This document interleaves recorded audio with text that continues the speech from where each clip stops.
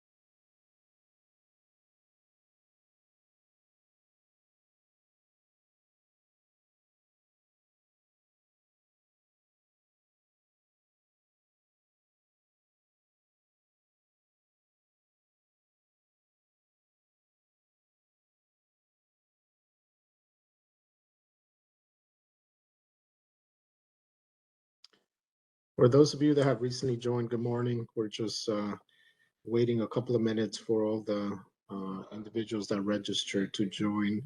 We have about 50 people that have registered, and so far we have close to 30 participants. So if you could just bear with us for a minute, it's going to be a couple of minutes before we get going. Thank you.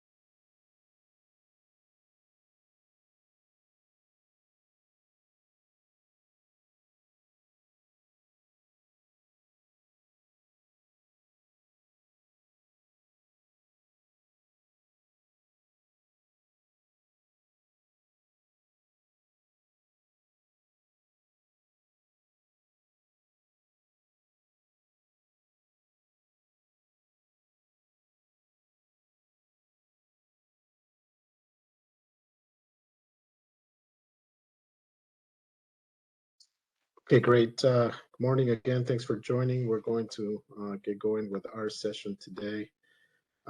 Welcome to the Illinois Works Leaders Conference.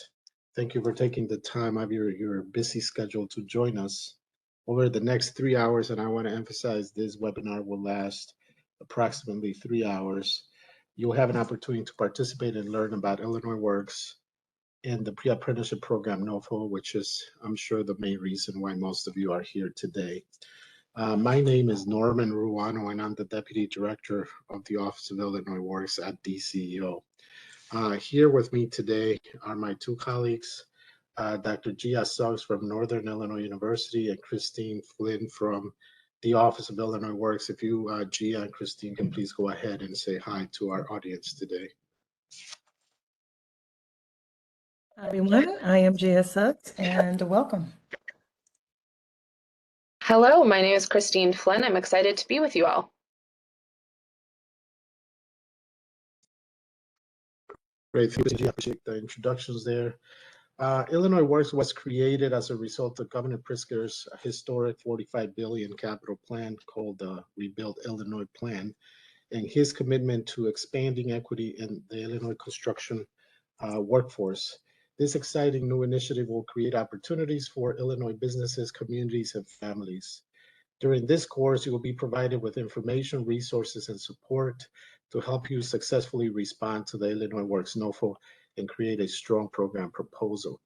We want to make sure that we're able to answer any questions you may have. We're going to do our best to answer all your questions and comments and address any concerns as we go through this program today.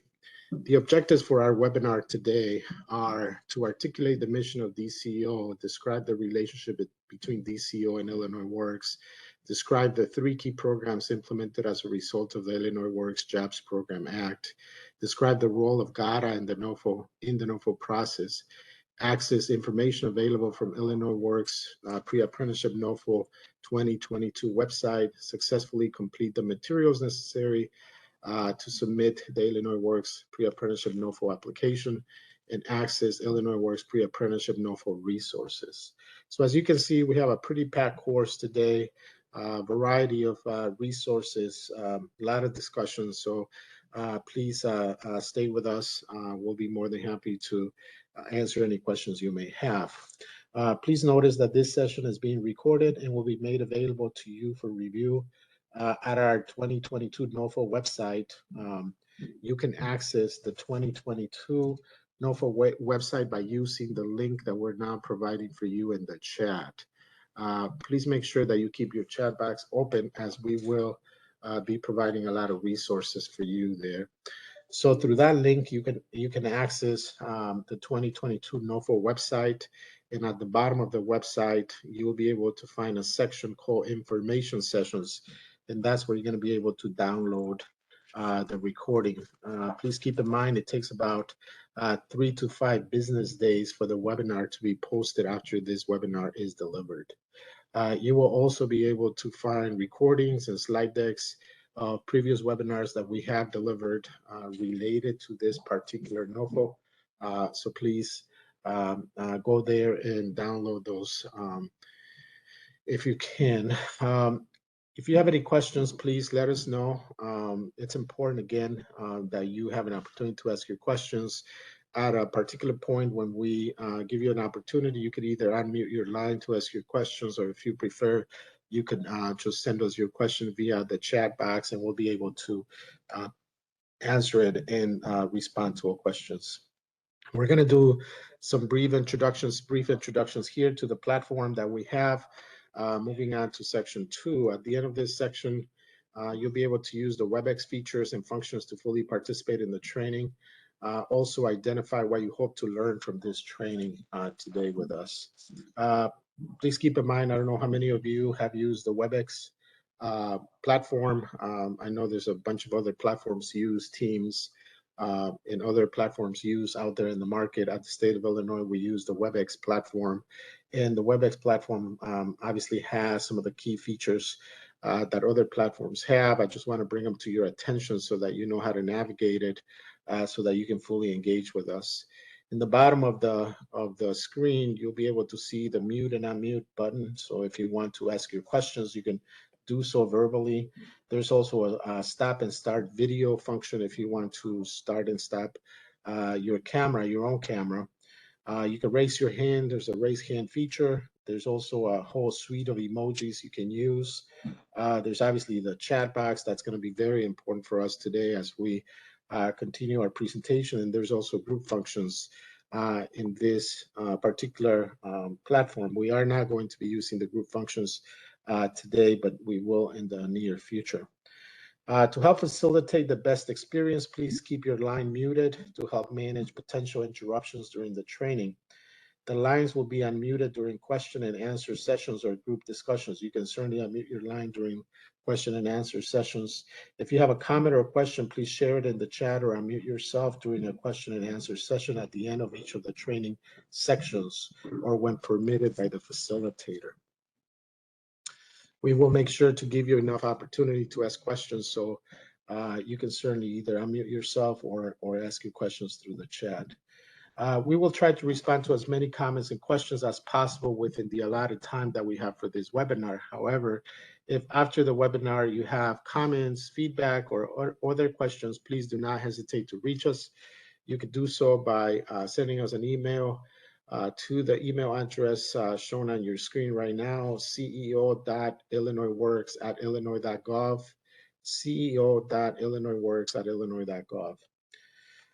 Okay, great. So now we have introduced ourselves, gone through a little review of the platform we're using. If you could please quickly tell us your name and enter an asterisk next to your name if you participated in the Illinois Works introduction webinar that we did last week. If you were part of that webinar, please enter an asterisk next to your name. Also include the name of your organization and the role that you presently play. I will try to go through all of them, but if I'm not, due to the number, I apologize in advance. Matt Kelly is with us today. He was present last time. We also have Nancy McDonald, who was also present last time from Rock Valley Community College. Joshua Berkey, Parkland College, was also present last time. Vera Lee Robinson, thanks for joining, Vera Lee. Vera Lee is an Illinois Works team member. Susan, Public Schools Innovation and Grants Officer, was also present last time. Roxanne was also present. Midwest Business Consulting was also present. Matt, also present last time. We have Jane Norton, Rincon Family Services, not present last time. Someone from Urbana, Illinois Urbana-Champaign, Mark, was also present last time. Jose Ortiz from the National Latino Education Institute was not present last time. Mary Lou Noyola, St. Augustine College, thanks for joining us. Diana Viveros, Joliet Latino Economic Development Association, present last time. Tanya Tillman, Awaken Foundation, Rockford, thanks for joining us. Patricia, Celtic Development President, not present last time. Anybody else that would like to tell us who you are? Glenn was also present last time.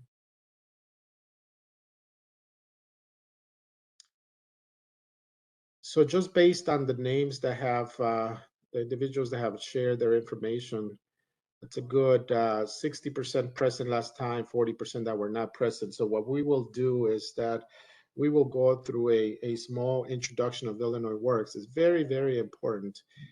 Anybody that is interested in applying for an Illinois Works grant to really understand the context of this.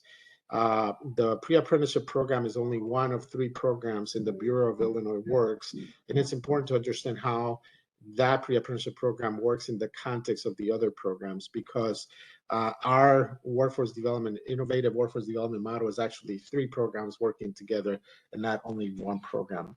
So thanks again for joining us today. We appreciate it. And if you could, using also the chat, please tell us, what do you hope to learn? What do you hope to get out of today's session? You have joined, for those of you that have joined the webinar, the Introduction to Illinois Works, you understand the extent of this initiative. But for those that are new, if you could please also tell us what would you like to learn? What do you hope to learn in today's session? If you could please go ahead and use the chat box, I would appreciate it to answer the question.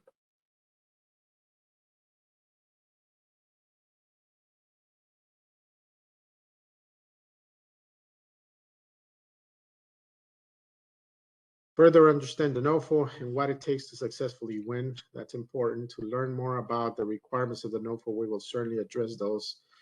Learn more about Illinois Works and obviously the NOFO, we will definitely focus on that today. Looking to learn about subcontracting opportunities with the partners. We will certainly talk about partnerships and how those work within Illinois Works. Gain understanding to submit successful proposal. That is great. That will be the main focus of our conversation today. It's an extensive conversation, but we will definitely address that. Hope to learn how to ensure participants are prepared to enter register apprenticeship programs. We will certainly discuss that, as Illinois Works is a structured program with very specific requirements. To get a better understanding of the requirements of the grant, great, we will certainly address those program applications. Yes, we will address all of those as we go through this webinar today. Anybody else? Great. Well, I appreciate you participating.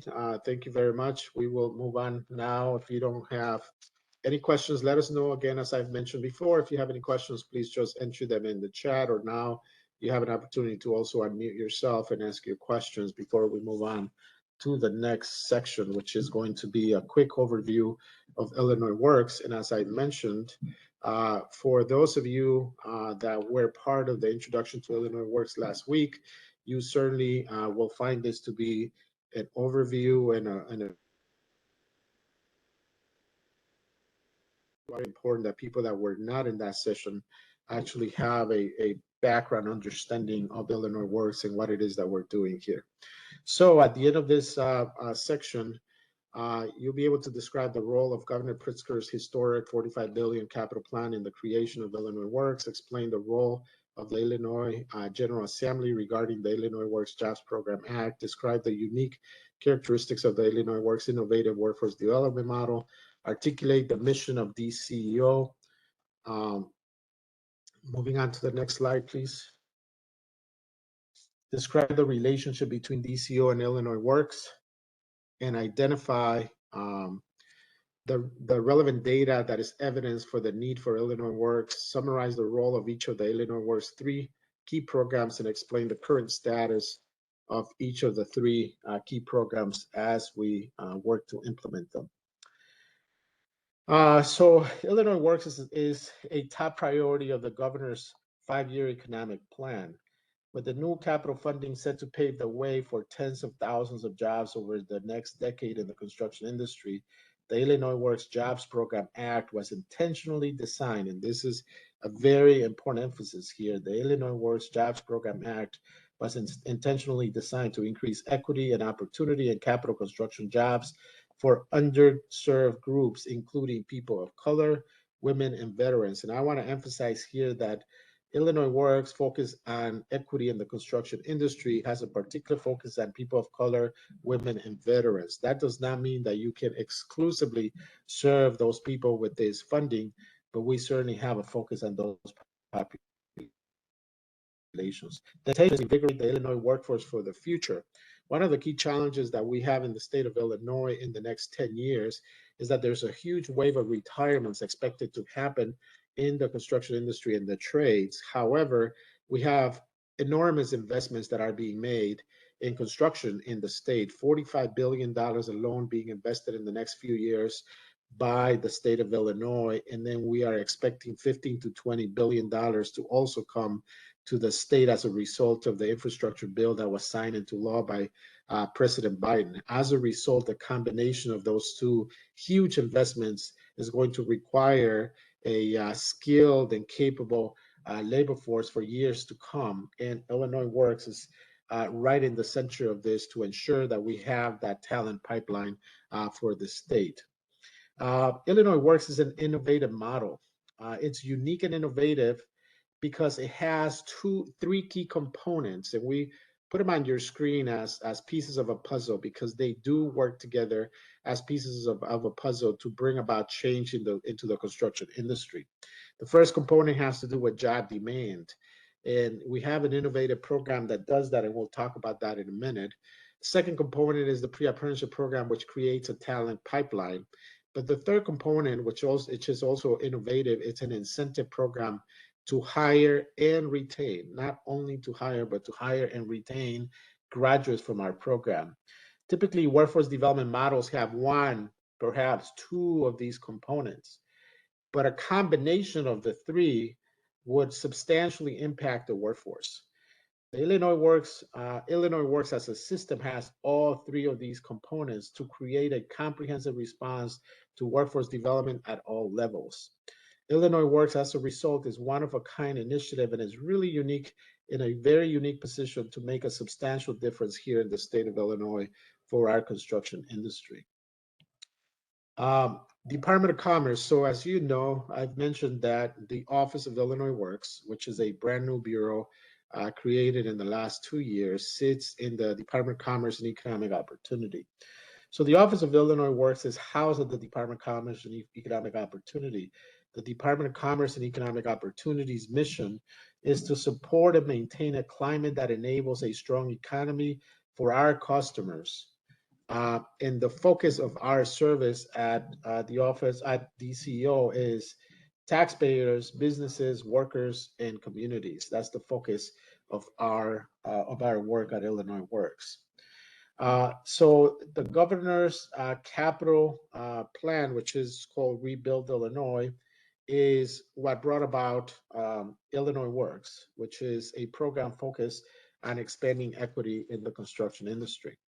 This came about as a result of the Illinois Works Jobs Program Act, which is a statewide initiative to ensure that all Illinois residents have access to state capital projects and careers, including the construction industry and the building trades. The goal, and very important emphasis here, the goal is to provide contracting and employment opportunities to historically underrepresented populations in the construction industry. This effort specifically targets, again, as I mentioned before, women, people of color, and veterans. That's the specific target of the work of the Office of Illinois Works that I oversee.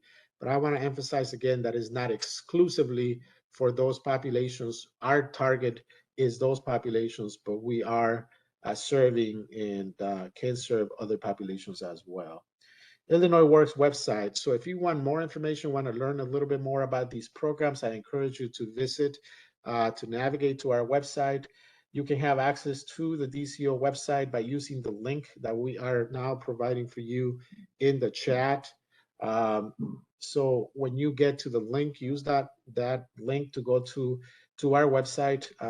Press About Us on the website, which is on the right-hand top corner of the website. And by doing that, you'll be able to see our mission, but also all the bureaus within DCEO. So the list of bureaus that you see there, those are all the programs that DCEO runs. You'll be able to see Illinois Works there. If you click on Illinois Works, it will take you to our specific website where you'll be able to get more information and learn more about all of our programs. The DCU Office of Illinois Works, with the support and partnership of communities, the building trades, and the construction industry, delivers three key programs. So the portfolio of programs under the Office of Illinois Works are three key programs. First is the Illinois Works Apprenticeship Initiative. The second one is the Illinois Works Pre-Apprenticeship Program, and the third one is the Illinois Works Bid Credit Program. We will, in a minute, discuss each of these programs in more detail. But it's important to know that these programs working together have very strategic goals for the state of Illinois. So when we achieve our goals through partnerships with organizations such as yours, this is what we would have provided for the state of Illinois and its residents. We would have provided a career pathway for residents in disadvantaged communities. We would have provided eligible apprentices with the skills for lifelong job security. We would have promoted construction as a viable job industry for women and minority communities. We would have provided the construction industry with a consistent and skilled workforce for generations to come, and we would have created new partnerships between state agencies and community organizations in order to make this happen. So as you can see, our goals are comprehensive and definitely have an opportunity to have a huge impact in communities, underrepresented populations, and other groups throughout the state of Illinois. But why is this so important, you may ask? What's the reason for all of this? Data shows that for way too long, the construction industry and the trades have not been accessible for diverse communities. In fact, fewer than 10% of the best paid apprenticeships are extended to women and minorities, even though obviously they represent a very large percentage of our population here in the state of Illinois. So as a result, an expansion of apprenticeship opportunities will not only help boost employment and wages for more Illinois residents, but it will also yield significant benefits for our economy at large, since the construction sector is projected to grow 12% in the next 10 years. In fact, investments in job training in the construction industry can result in significant long-term economic impact for the state of Illinois, estimated to total $1.2 billion. For every dollar invested in construction job training, Illinois obtains $11 in social and economic returns. More specifically, there are some very key statistics that we can cite and that we use in the Office of Illinois Works to really guide our work. We use very specific data from the Illinois Department of Labor and also from the U.S. Department of Labor, particularly the RAPIDS data. You can see on the table not only the population of the state of Illinois, but also the representation presently of, as of 2021, of these various demographic groups in the construction industry, particularly as apprentices. For instance, for women, women are almost 51% of the population of the state, which means is the majority. Women are the majority of the population of the state of Illinois. However, they are only 5% of all Illinois apprentices. Huge gap of representation there. African Americans are almost 15% of the state's population, but only represent 9% of the construction apprentices. Hispanics are almost 18% of the Illinois population and presently represent 17% of apprentices. The representation there is more even, although there's a little underrepresentation there too. American Indians and Native Alaskans are a little bit overrepresented, and veterans are a little overrepresented as it relates to the apprentices in the construction industry. So as you can see from the data, from the table, there are several groups underrepresented in the Illinois construction industry and the building trades, and that's the reason why Illinois Works was instituted. Despite concerted efforts to reduce the disparities in the construction industry and the building trades, as you can see by this data, the disparities have gone largely unchanged. In fact, one of the research projects that I conducted when I first came to the state of Illinois to oversee the Office of Illinois Works was to look at the investments that had been made in the last 10 years in the impact that those investments had in the representation of women and minorities in the state of Illinois.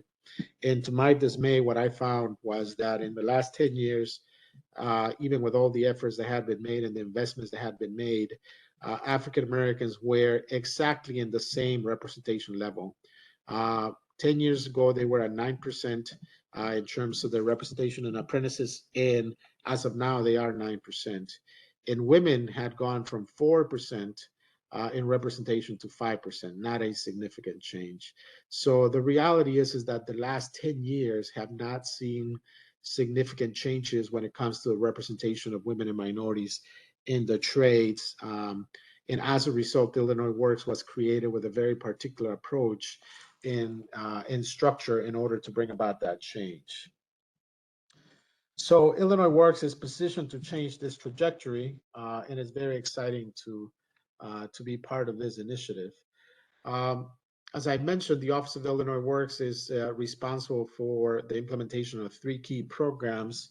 We're going to start with the Illinois Works Apprenticeship Initiative. And this is a very important program because it's a program that creates demand for jobs. One of those key components in the puzzle to bring about change. This program opens door of opportunity into the construction industry and the trades. And how does it do that, right? I mean, how do we create demand for jobs? It ensures that contractors and subcontractors for public works projects with an estimated cost of $500,000 or more comply with the goal of 10% of the actual or estimated labor hours of qualifying projects to be done by apprentices. So what we do is that every time the state puts out money out there for a capital project, for a construction project, if the project is at least $500,000 or more, all state agencies, and there are about 15 state agencies in the state of Illinois that give out money for capital projects, are required to ensure that there's compliance with a 10% goal, meaning for every wage classification in that project, carpentry, electricity, operators, plumbers, laborers, you name it, each of those classifications will have a 10% goal, meaning that 10% of the hours have to be done by apprentices. And what that means is that there's a higher demand now for apprentices. Contractors now have to hire more apprentices in order to execute those hours. By creating that system, we create demand for more apprentices, which then opens the doors of opportunity for more community members to enter the construction industry. The apprenticeship initiative is presently operational and is working on the compliance of working with state agencies on the compliance of capital projects. It was launched in June of 2020 and is presently overseeing the implementation of over 1,500 projects being executed throughout the state of Illinois. The number on the screen is incorrect, but the dollar amount that we're presently overseeing compliance for is $8 billion. As of August 2021, we launched a new system to assist with the transition from manual quarterly reporting to real-time reporting system that utilizes new technology. This allows for more efficient reporting by state agencies, but more importantly, allows the Office of Illinois Works to conduct proactive compliance monitoring of all these projects that are being executed to ensure that we're creating demand for apprentices in the market. So that's the first program that was implemented by the Office of Illinois Works, and that is part of our portfolio of programs to bring about change in the construction industry. The second program that we will discuss now, and is the focus of this particular webinar, and we will talk a little bit more in detail later on, but I'll give an overview here, is the Illinois Works Pre-Apprenticeship Program. The Illinois Works Apprenticeship Initiative creates demand for jobs, and the Illinois Works Pre-Apprenticeship Program creates the talent pipeline of diverse candidates to help respond to that demand. So with one program, we're increasing the demand for apprentices.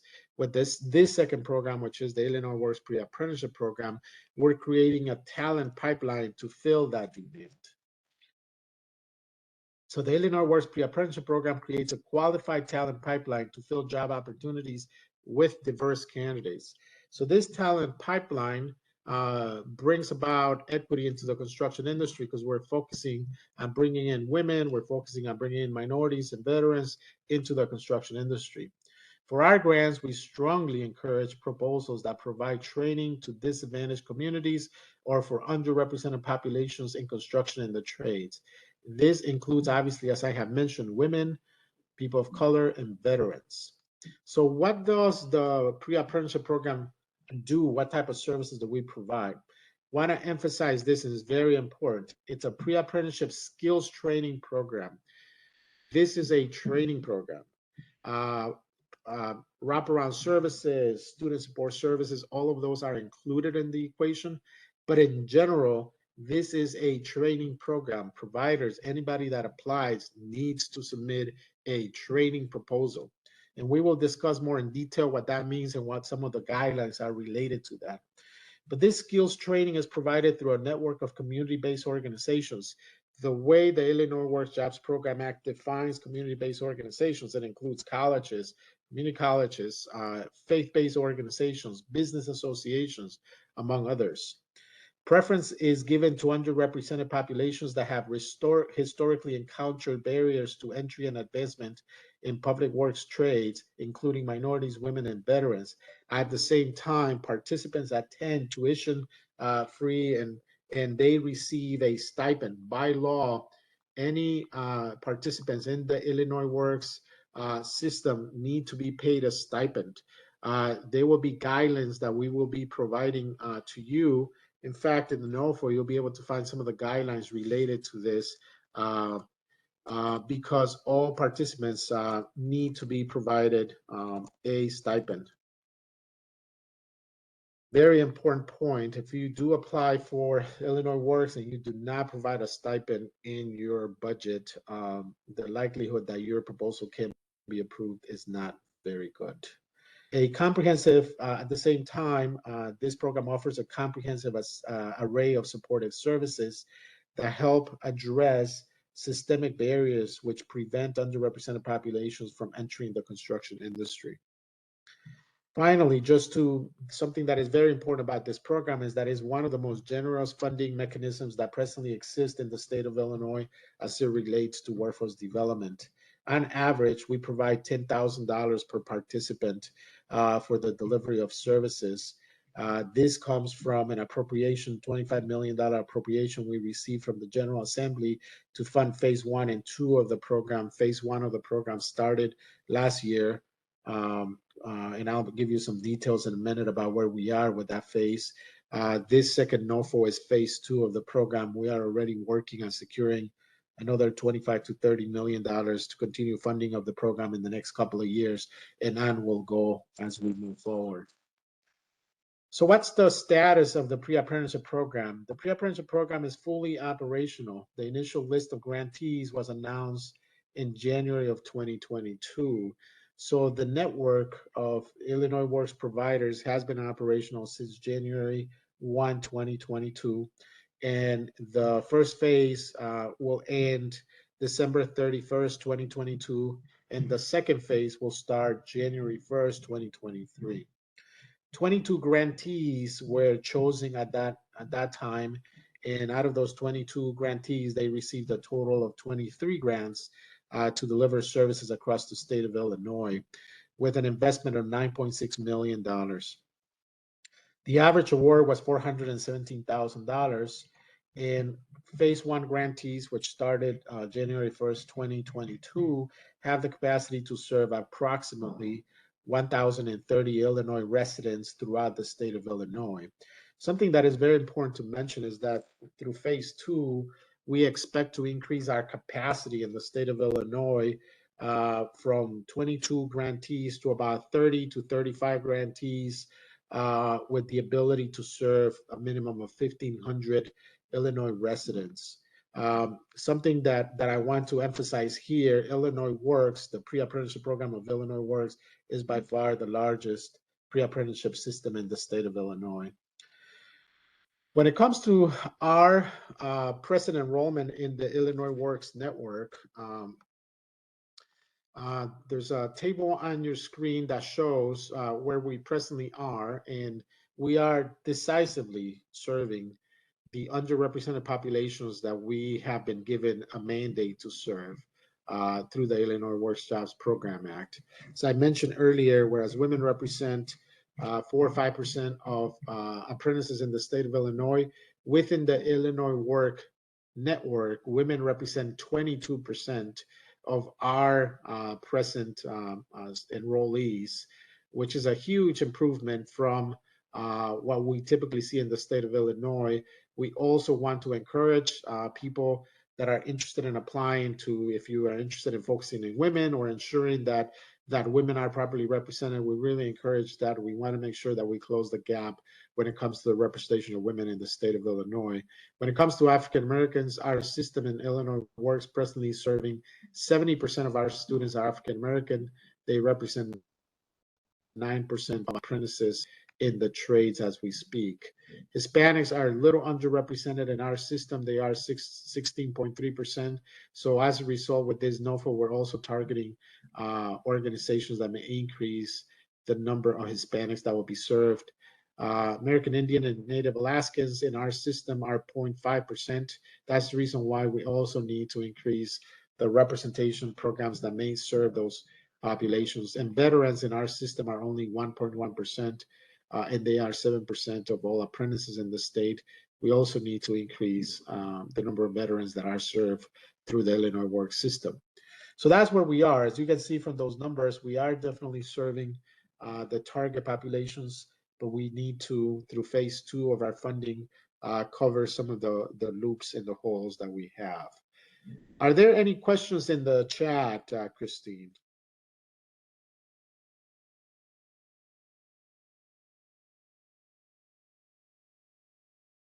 Okay, well, I see a question in the chat that says, we pay our pre-apprentices an hourly wage.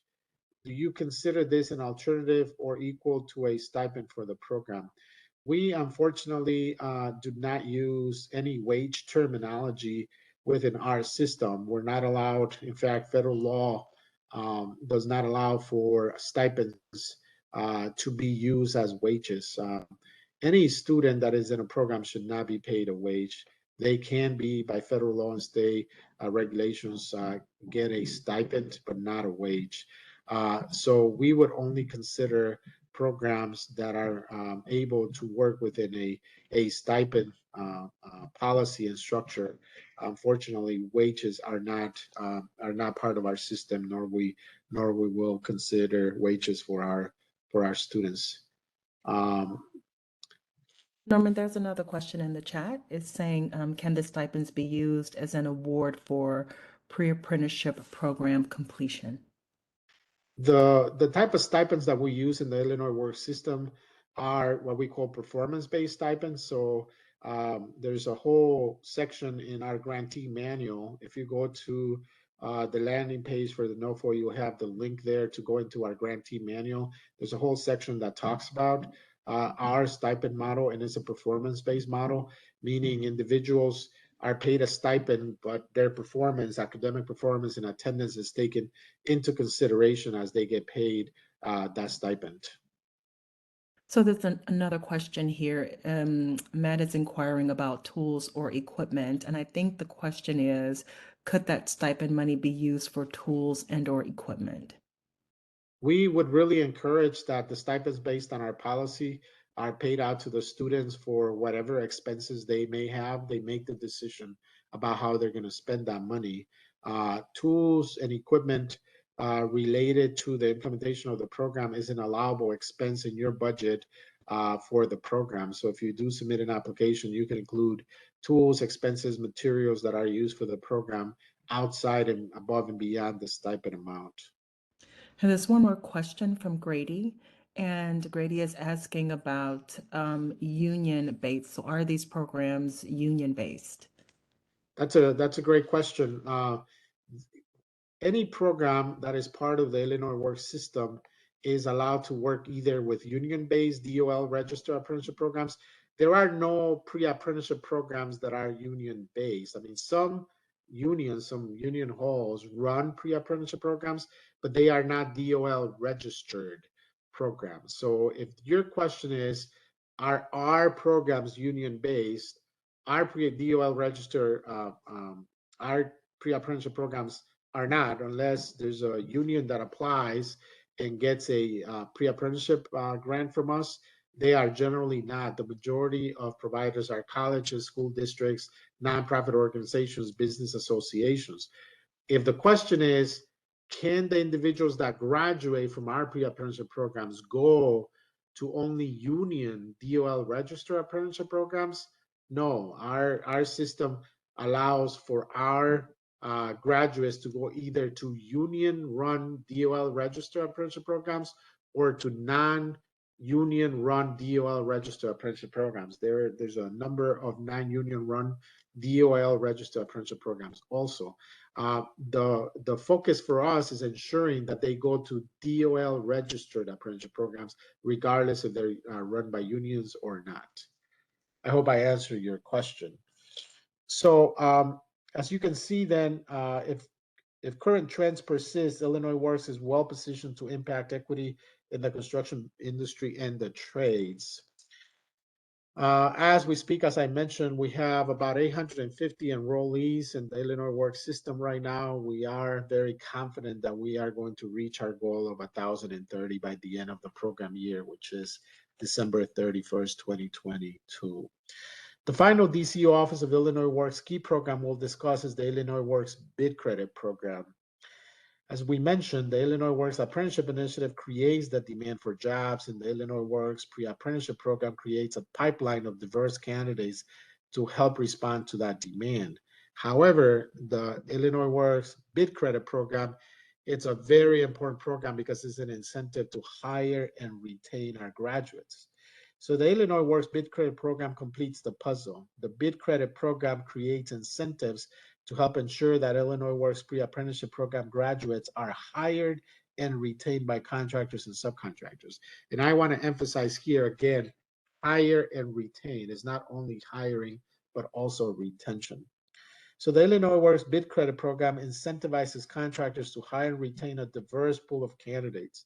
In summary, the Illinois Works Bid Credit Program allows contractors and subcontractors to earn bid credits for use toward future bids for public works projects contracted by the state or an agency of the state. Bid credits can only be earned for employing apprentices who have completed the Illinois Works Pre-Apprenticeship Program on public works projects contracted by state agencies.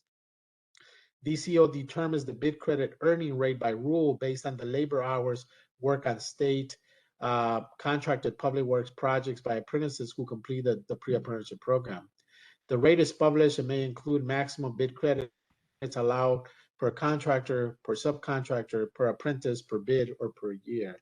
So what does all of this mean? So if a contractor or subcontractor hires one of our graduates, depending on the trade that they hire them for, carpentry, electricity, plumbing, operators, those trades paid higher levels of bid credits to contractors. So for every hour that they hire our graduates, they're earning a certain amount of bid credits. Those bid credits, then they, if it's a contractor that is participating in the bid credit system, they will request from our system to give them bid credits for those hours or for those days and months that they have hired our graduates. And if they retain them, they can earn bonuses for retaining them a year or 2 years or 3 years or 4 years. Once they have those bid credits are deposited in their account. So the bid credit system is a bank system. It's like a bank where a contractor has an account with the Office of Illinois Works, the bid credit system. They deposit bid credits. They can withdraw bid credits if they want to use them for bids, or they can redeposit bid credits that they don't use. And the way this works is that if a contractor wants to bid on a project, for instance, let's say it's $1 million project to build, I don't know, to remodel a school or a high school somewhere in the state of Illinois, and they submit a bid for $1 million. If they include $50,000 worth of bid credits, the agency that receives their bid actually considers that bid to be 950 instead of $1 million, because they included $50,000 worth of bid credits. And that can allow a contractor to win bids that they otherwise might not have won if they had not participated in the bid credit system. So this is a big incentive for contractors. There'll be millions and millions and potentially in the future billions of dollars that contractors can actually earn in terms of bids, win in terms of bids, just by participating in the bid credits system. So a big incentive for them, obviously, to be part of this and to work with the Office of Illinois Works to hire our graduates. I hear some background noise. Can you please make sure that your line is muted if you are not asking a question, so that we can have we don't have any interruptions. Are there any other questions in the chat? There is another question from Bernard. Bernard is asking, does participation in the tollway construction work program impact, impair, or aid their eligibility to participate as an Illinois Works partner? No, certainly not. I mean, those are two different systems. The tollway has its own system. The Illinois Works system is a statewide, all state agencies participate in this system. I am fully aware of the Illinois tollway system because we talk with them, very often. But different systems, it doesn't hinder you if you're working with them to participate in our system. Okay, so what's the status of the bid credit program? Well, the bid credit program is currently in design stages. It is the last program of the Office of Illinois Work is implementing, and is expected to be operational by October of 2022. We have already completed the program's framework, and we are presently finalizing the program's rules. So that should be operational by the time the second phase of funding comes about. In fact, we're already working on technological tools to be able to manage the program, including an applicant tracking system that would allow our grantees, once they have graduates, to upload a profile of their graduates, including a resume, where contractors can go and search for graduates that they would like to hire so that they can get bid credits for those individuals. So that's the status of this program. Um, if you want to learn more about the Illinois Works programs that we have been discussing, please learn a little more through going to our website, our landing page. The link is being provided to you in the chat. In the bottom of the website, you'll find a section called Information Sessions. You'll be able to see there we deliver a webinar last week related to a pretty extensive introduction to Illinois Works. If you were not able to join, please go there. You'll find the presentation, the slide deck, and the recording there on the website so that you can have more information related to these particular programs. Any other questions before we move on to the next section? There are no additional questions in the chat.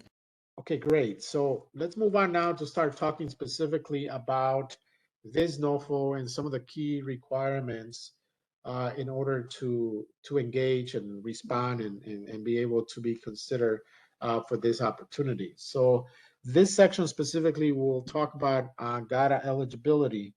By the end of this section, you'll be able to describe the role of GATA in the NOFO process, access the GATA pre-qualification website, and revisit and listen to GATA pre-qualification recorded sessions. So it's very, very important that you pay very close attention to this. Um, as I mentioned earlier today, you are likely here because you're aware of the release of the NOFO, the Notice of Funding Opportunity.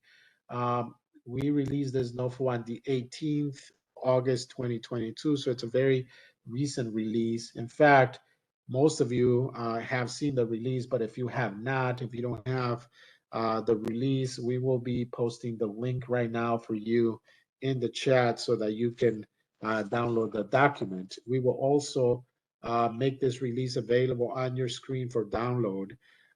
So there will be a box that will pop up on your screen that will give you an opportunity to download a PDF copy of the release. When you see the document on your screen, you can click on it and download it and save it on your desktop if you wish to do so. You could now see the document on your screen. I'll give you a minute for you to download that specific document. That's the official release of the Notice of Funding Opportunity.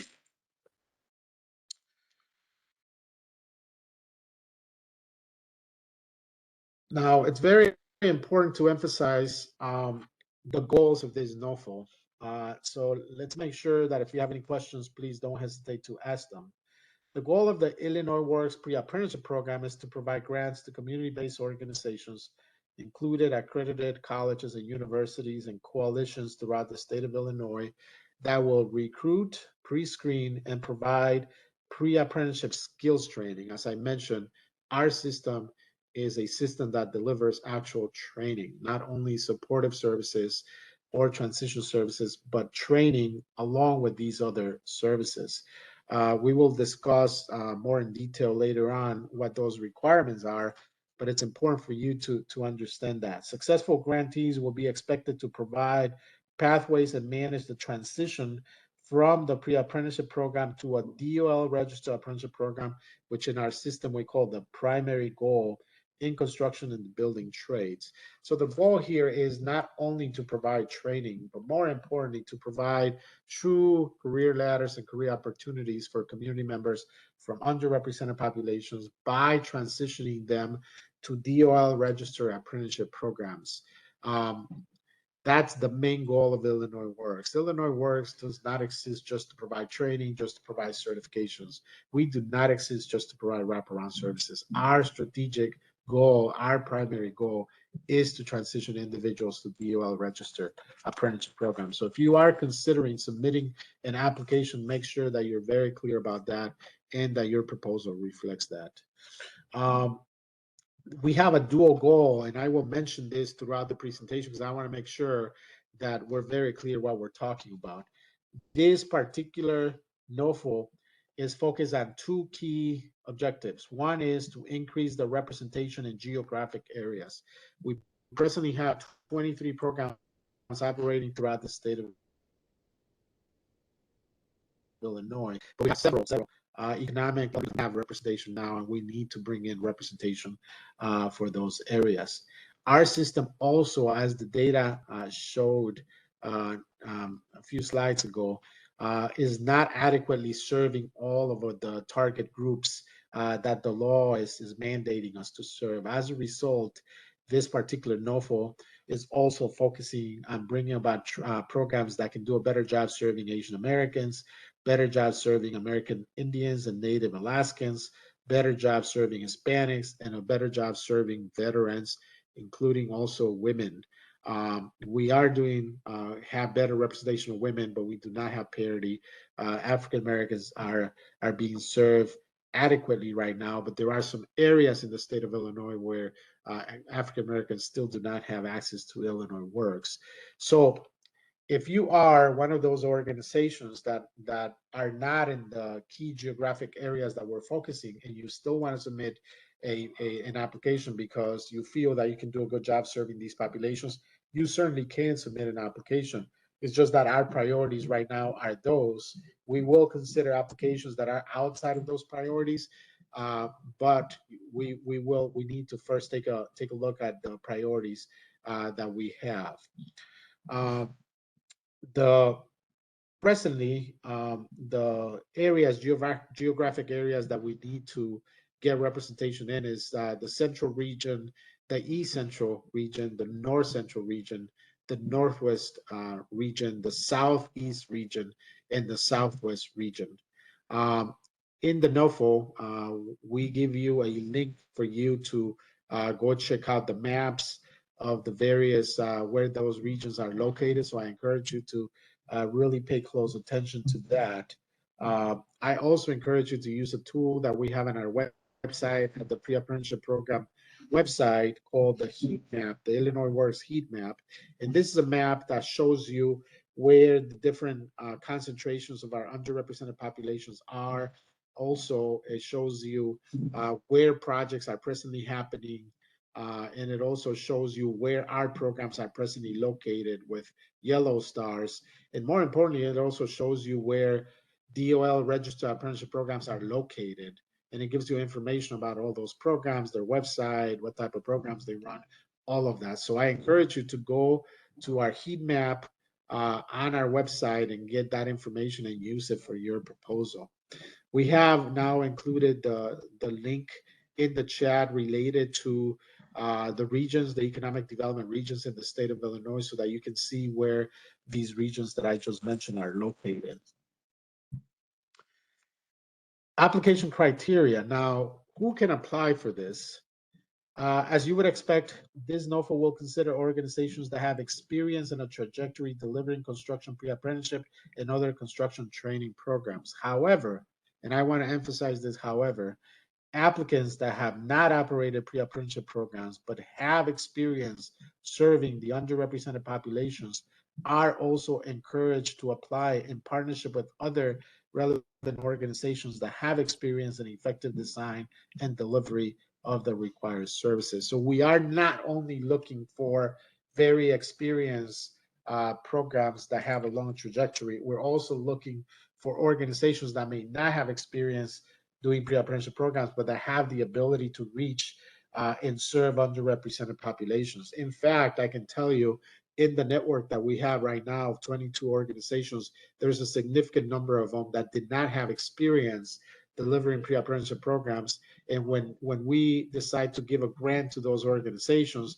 they are required to participate as part of our coaching system, where we provide programmatic coaching. And also the second phase, we're going to provide both programmatic and organizational development coaching so that they can be successful in the delivery of their programs. It's our goal at Illinois Works to really help develop the capabilities of organizations so that they can really deliver high quality and impactful pre-apprenticeship training for the communities that need it the most.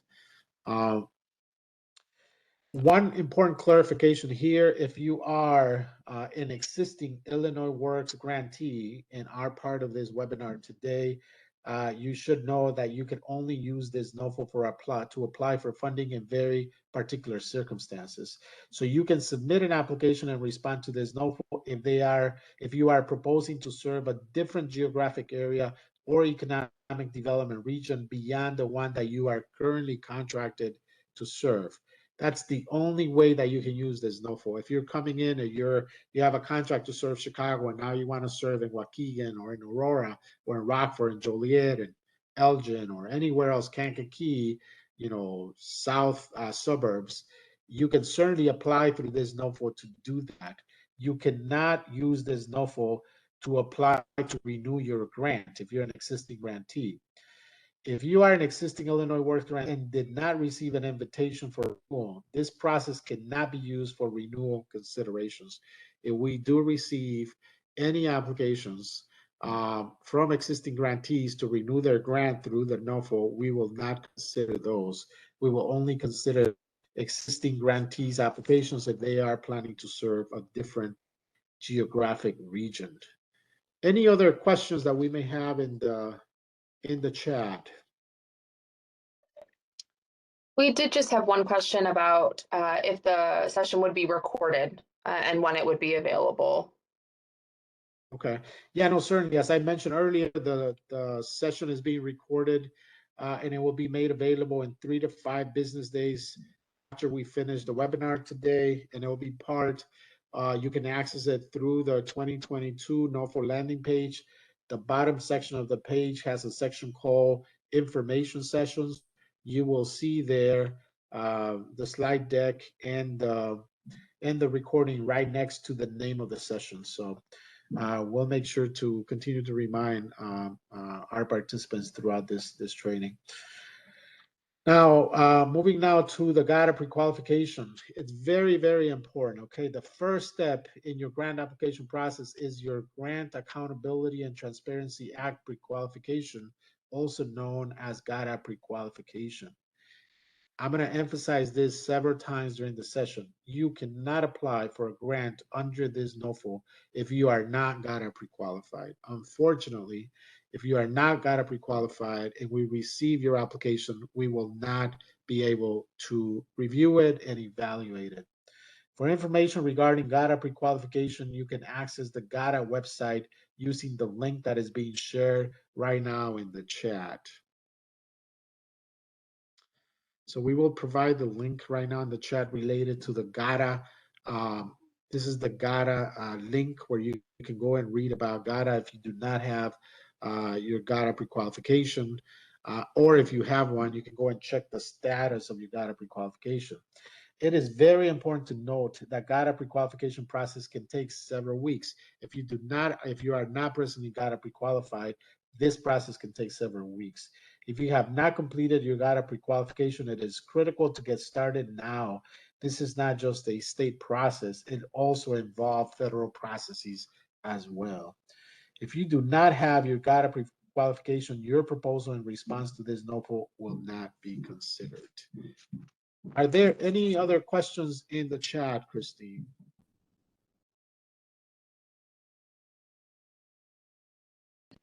Nope, there are no questions in the chat. Actually, there's one that I see. If we are proposing services to 2 communities in the Northeast region, is that 2 separate applications? If you are proposing services for 2 different areas within an economic development region, let's say Aurora and I don't know, some other area, you will need to submit two different proposals. Um, you would have to, you could decide if you want one cohort or two cohorts in each of the areas, but you cannot have one proposal for two or three or four different geographic areas. You would need to submit a proposal for each of the geographic areas.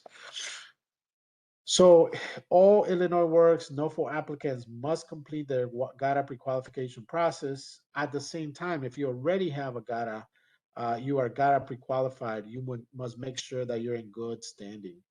If you are not in good standing when we receive your proposal will not be considered. Your GATA profile must be maintained. You need to make sure that you're maintaining it if you are already GATA pre-qualified, and you need to make sure that your GATA portal is cleared, is not locked, is not.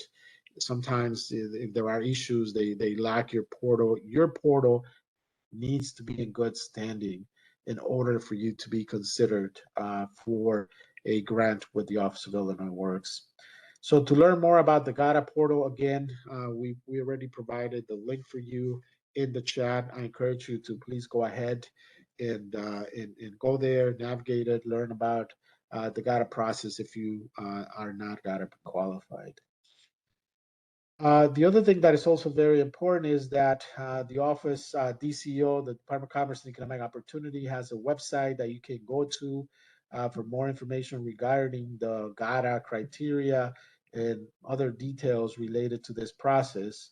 We will provide for you the link now in the chat so that you can go to the DCO GATA grantee resource for more information related to this process. We're showing you a picture of that website, but that's a very important website that's made available through our office, the Office of Accountability at DCO. And as I mentioned before, we are providing a variety of information sessions as technical assistance for organizations that are interested in applying. Our next webinar will take place this coming Thursday, the 1st of September, from 10 to 11 a.m. This is a very important webinar related to GATA and the pre-qualification process.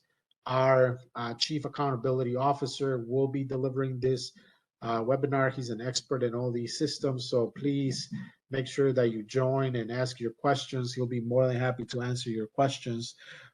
You can, if you have not already registered, please go to our Illinois Works NOFO landing page, and at the bottom of the page under information sessions for the particular session you want to register, go and click on the registration link there, and you'll be able to register so that you can join that particular session. Again, this will take place September 1st from 10 a.m. to 11 a.m. If you're unable to attend the live session, again, we will post a recording and the slide deck on the information session section of the website. So please, 2 to 3 business days after we have delivered the webinar, you'll be able to access those resources and listen to that webinar if you were not able to attend. Another thing I want to emphasize is partnerships. It's very, very difficult. And I didn't mention a little bit about my background, but I've had an opportunity for a little bit over 20 years to work in workforce development, actually run programs for communities out there, particularly in Chicago and the metro area. And it's very difficult to execute these programs without having the partnerships that you need. So, partnerships are not only a cornerstone for a successful Illinois Works pre-apprenticeship program, they are actually a requirement. You are required to have partnerships. We will be providing more information about the expectations regarding partnerships for Illinois Works. Please plan to join the last webinar that we'll be delivering as part of our technical assistance for this NOFO, and that will take place September the 8th from 10 to 11:30. We will be discussing developing partnerships and the requirements related to Illinois Works and partnerships. So I encourage you to please go again to the website, the NOFO website, to register. for that webinar, and you'll be able to really get an understanding of Illinois Works perspectives on partnerships. I mean, it's very clear with this type of work that without having partnerships with employers, without having partnerships with DOL registered apprenticeship programs, be it that they're union or non-union on the ground, without having partnerships with potentially adult education providers or some other support wraparound service, support service providers, that is very difficult to deliver a program such as the Illinois Works. So I definitely encourage you to join that session. Before we go on to our next section, please let me know if there are any other questions or comments. We'll be more than happy to address those so that we can certainly move on. Okay. Any comments? Any other comments or questions in the chat, Gia or Christine? There are none in the chat. Okay, great. So moving on to the next section, this is section 5. This deals specifically with the Illinois Works website, the NOFO website. So at the end of this section, you'll be able to access information about the NOFO on the website, describe the available features on the Illinois Works Pre-Apprenticeship NOFO website, and download the Illinois Works Apprenticeship Program NOFO materials. And that's going to be very important, as we will discuss. Those are going to be the materials you need to use in order to submit a proposal. Just as a warning, when you go to the NOFO website, you will notice there is a big warning in yellow at the top, and that has to do with some issues, some technical issues related to the newer versions of Microsoft Edge. So if you're using newer versions of Microsoft Edge, you will need to follow instructions. This is not the case if you're using Chrome or Firefox or Safari or any other browser, but if you are using the newer versions of Edge, please read the instructions carefully to address them. One key point to emphasize about this website is that everything that you need to successfully complete a proposal in response to this NOFO is available to you on the website. And I want to emphasize everything that you need is available on this website. Let us review each of the components of this website so that you have a better understanding on how to navigate it. So in addition to the GATA pre-qualification training information, the Illinois Works Pre-Apprenticeship NOFO 2022 website has the information, all the information that you need. You can access, again, this website by clicking on the link that we are presently providing for you in the chat. When you get there, you will notice there's a wealth of information on the website. There's a section that deals with the program background. It gives you a little bit of background about the program. It also gives you information about the program design. Very important to pay attention to the Illinois Works Pre-Apprenticeship Program 2022 Grantee Manual. The Grantee Manual has all the guidance and the tools that our grantees are expected and required to follow and use as they implement their program. As I mentioned earlier, research shows that we have not had a lot of success in bringing about equity and inclusion to the construction industry in the last 10 years. As a result, the Illinois Works program is a semi-structured pre-apprenticeship program that has minimum standards and minimum requirements that all programs have to fulfill. If you want to know what those are in detail, go to the Illinois Works Pre-Apprenticeship Program 2022 Grantee Manual. That's where you'll be able to find all of that information.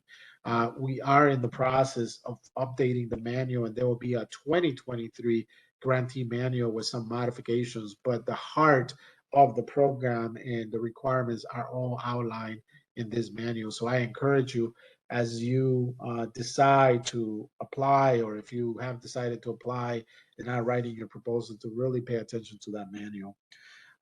There's also a section for frequently asked questions. This is where we'll be posting any questions you ask related to the NOFO and our official responses to those questions. You can just go there and be able to find those.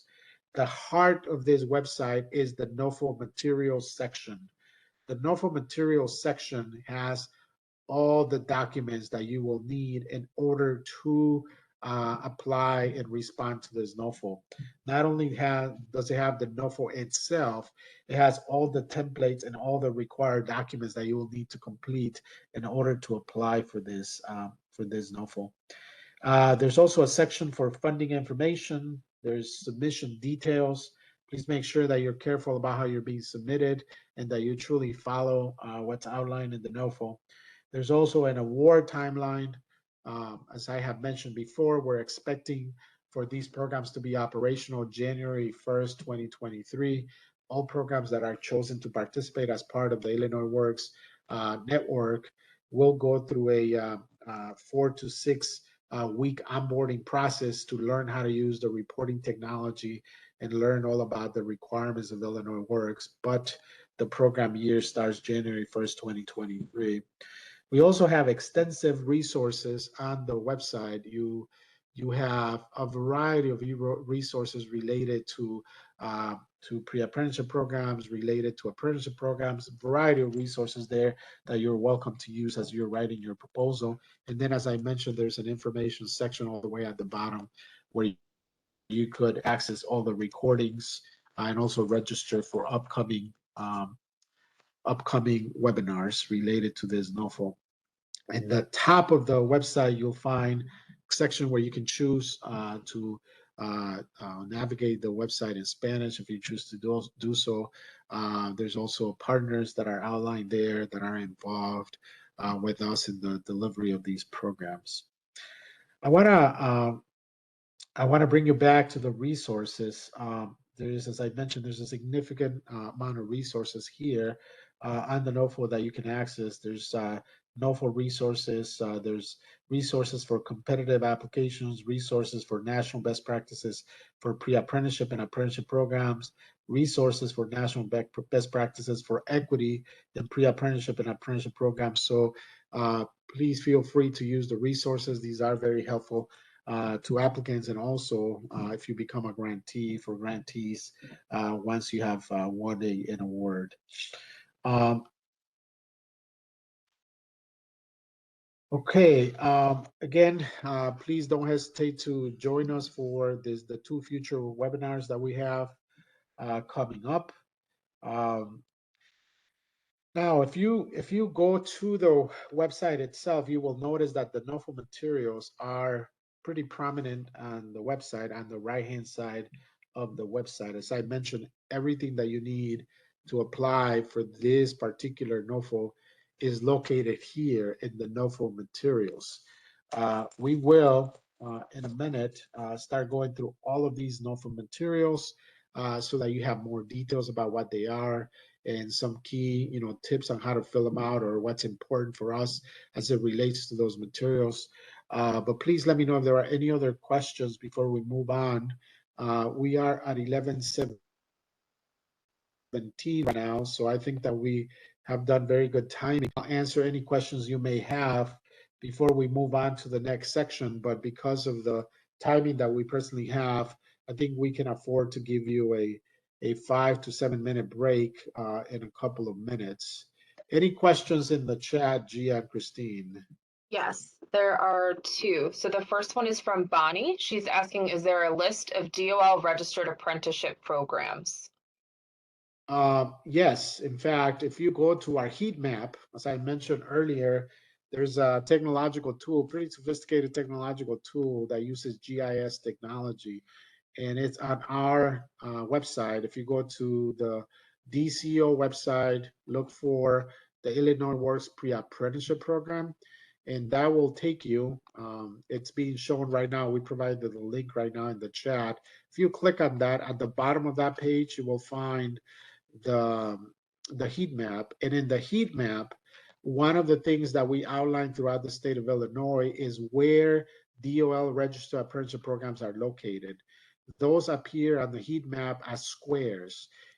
Blue squares, if you click on one of those blue squares, it will give you all the information for that particular DOL registered apprenticeship program, including their website, so that you can go and research more about that particular program and what they offer, the trades that they train on, when they do it, when they train. So I encourage you to really go and use that tool, because I think it will be very beneficial.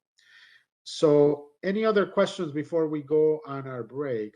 Is there a deadline for the applications? There's certainly a deadline. If you go to our landing page, the 2022 NOFO landing page, you will see the deadline there, September 27th at 5 p.m. is the deadline for you to apply. Make sure that if you are considering applying, that you read that NOFO document very, very thoroughly, because there are very particular requirements on how you need to write that proposal, how long it needs to be, and the types of things that you need to address in that proposal. So again, September 27, 5 p.m. is the deadline for you to apply. There's also a very particular process on how you need to submit your proposal. We're using Smartsheet technologies to collect these proposals, and you'll be able to get a receipt, and I will be able to address that in a minute once we can come back from our break. We are showing right now on the screen the heat map, showing in particular how it looks when you click on a blue square and the type of information that you get. Again, blue squares are DOL registered apprenticeship programs located throughout the state of Illinois. We have identified them, located them, profiled them, and included that information on the heat map for your use. Any yellow star that you see on the map is an Illinois Works pre-apprenticeship program. So any yellow star that you see on the map, those are programs that are presently running, that are Illinois Works funded programs located throughout the state of Illinois. We will certainly come back to this after the break. We're going to take let's take a 7-minute break, and we'll come back at 11:28 to continue with the second part of this bidders conference. And we're specifically going to go item by item on the NOFO and address the various sections and the various documents identified in the NOFO, so that you have an opportunity to learn about those, but also to ask your questions or make your comments. Thanks again for joining us, and we'll be back in 7 minutes. Thank you.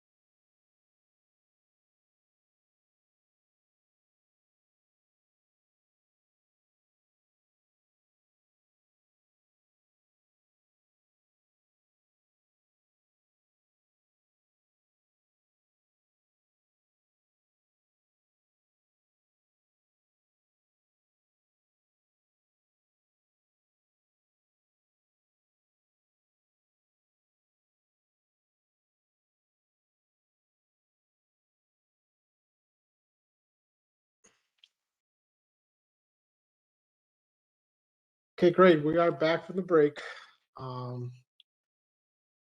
We will start now with section number 6, which is the last section of our webinar. And here we will very specifically discuss the NOFO and the various sections of the NOFO and the various documents that are outlined in the NOFO. So at the end of this section, you'll be able to access the NOFO materials available on the Illinois Works Pre-Apprenticeship NOFO 2022 website. Apologize, that's a typo there. Including the required attachments 1 through 4. Also be able to describe the NOFO 8 distinct sections, 8 through H. Be able to incorporate each of the required program elements into your applications. We will very specifically go through the required program elements, as that is the heart of that NOFO. Also list the required materials to submit an application. In response to this NOFO, submit the application by the due date and time, articulate the evaluation criteria that we will be using to evaluate your proposals, and access references and resources. So those are our objectives at the end of this section. Okay, are there any other questions in the chat? I do not have any questions in the chat, no. Okay, great.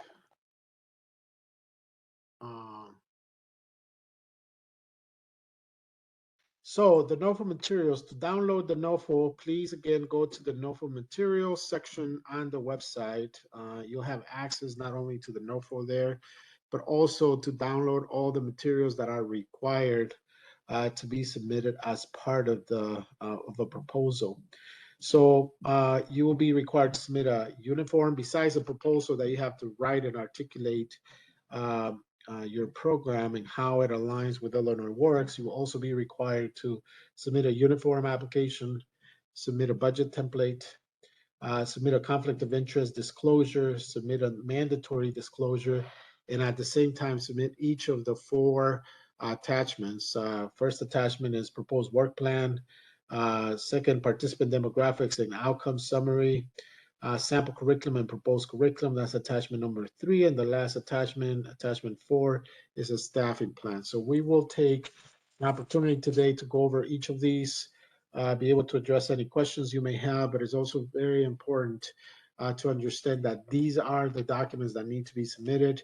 They are right there at the center of this website under the label of NOFO materials. So the Illinois Works Pre-Apprenticeship NOFO has 8 distinct sections.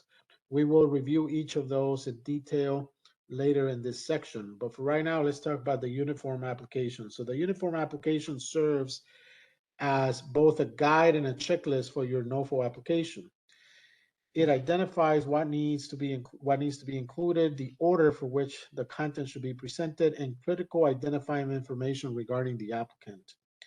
The uniform application must be submitted with your application, your proposal. We have seen all kinds of things with this document. Please make sure that you fill it out, pay very close attention to what it's asking for, and that you fill it out as required, and also submit it with your proposal if you're planning to submit a proposal. The other document where we see a lot of complications is the budget template. The budget template is an Excel spreadsheet. Please make sure that if you do submit an application, once you sign it, you submit a PDF version of that budget, but also submit the Excel spreadsheet itself so that we have access to both documents. This is a comprehensive document that consists of 20 tabs. The first tab provides instructions for completion. The remaining tabs allows you to detail your budgeted activities by the following categories. So tab 1 is general instructions. Section 8 is state of Illinois funds. Section B is non-state of Illinois funds. And section C, which is a bunch of tabs, is the budget worksheet and narrative. The first couple of pages, you're not going to be able to complete because those are locked in, and those basically are have auto functions, and they're automatically adding the numbers that you're adding in different sections of the template. Please keep in mind that when preparing your budget, we expect to pay a rate of an average of $10,000 per participants for all services provided. Uh, and this must be submitted. One thing to keep in mind about Illinois Works, as I said, Illinois Works is a semi-structured system that requires a lot of reporting. It requires for you to have a particular level of staffing to be able to execute these tasks. And we expect, obviously, for your budget to reflect that. We do not want to hear later on, if you get a grant, that you spend your money something else and now you don't have money to pay a person to do data entry, or you don't have money for a person to do transition services, or you run out of money and you don't have money to do outreach. You need to structure your budget in a way to address the requirements of the program. And we are providing a very generous amount of funding at $10,000, and you need to use those resources accordingly to provide for the services being required. Important tips here related to this budget is that we see a lot of times that a number is entered in a particular line item, but the budget narrative is either not there, or the budget narrative is really not a narrative, is not telling us how you arrived at that number.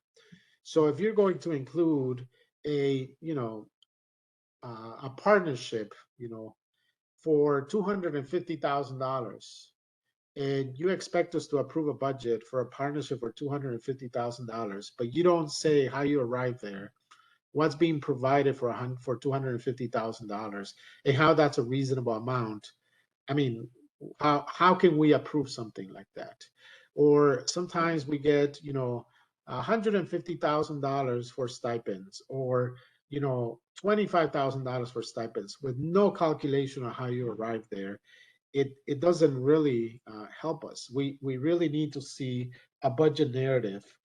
If you're going to put a line item on your budget, you need to make sure that you provide a good technical budget narrative so that we can understand how you arrived at that number. Second of all, please make sure that your numbers are confirmed and that they match everywhere in your budget. Sometimes numbers are entered and they don't align, or a budget narrative is entered and the budget narrative will lead us to a calculation that doesn't align with the number that is being entered. So it's very important that you really double check your numbers and make sure that each line item is accounted for in the totals and that it aligns with the budget narratives.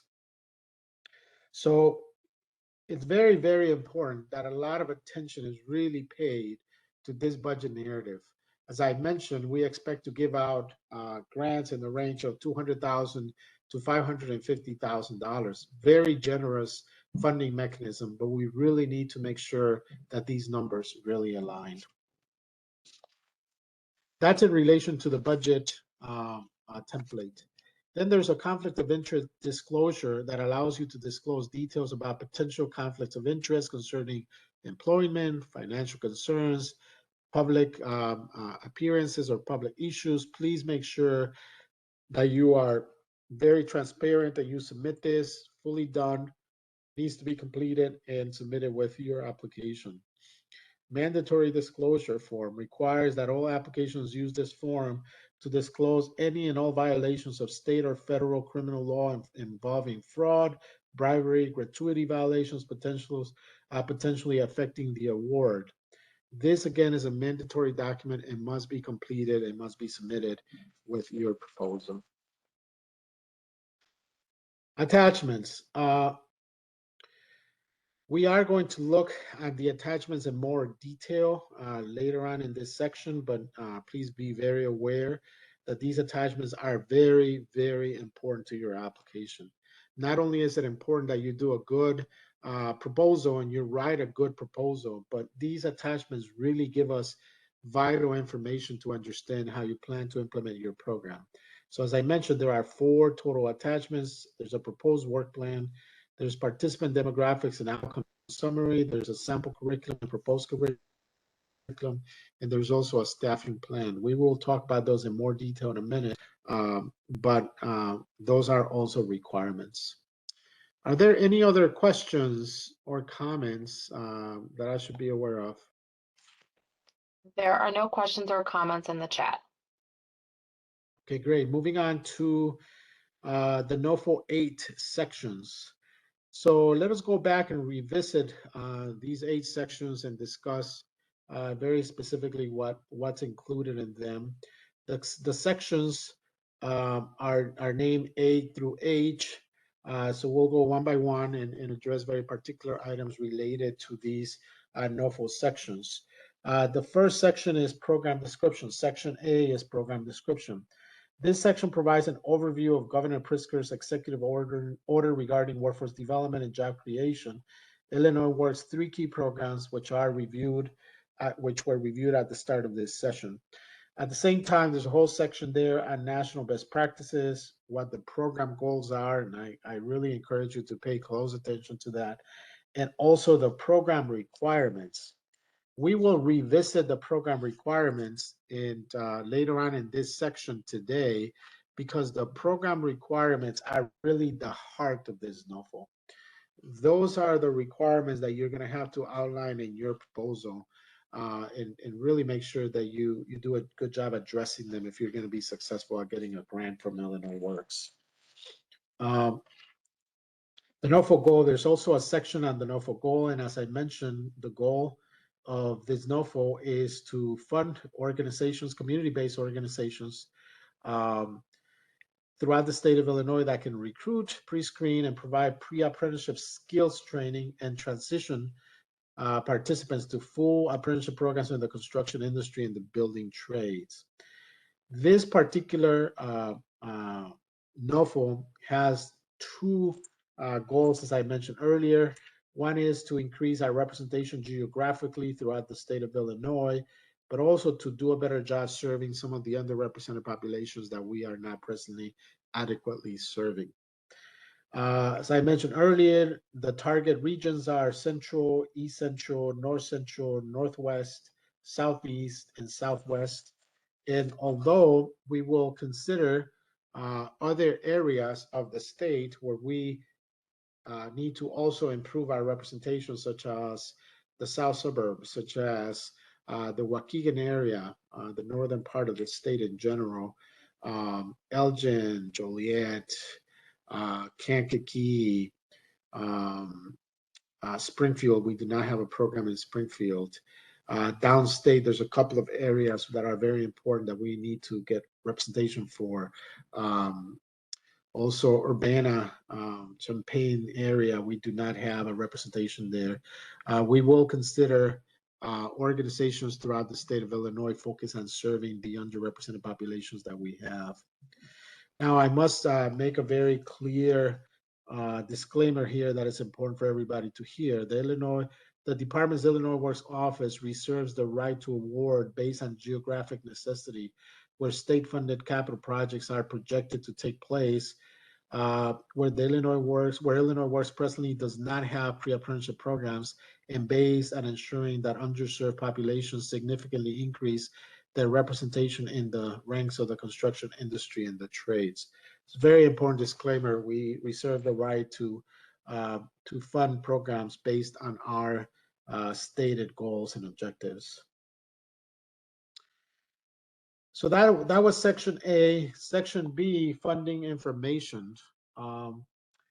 This section provides information regarding funding. This is a grant program utilizing state funds, and I want to emphasize that these are not federal funds. These are state funds.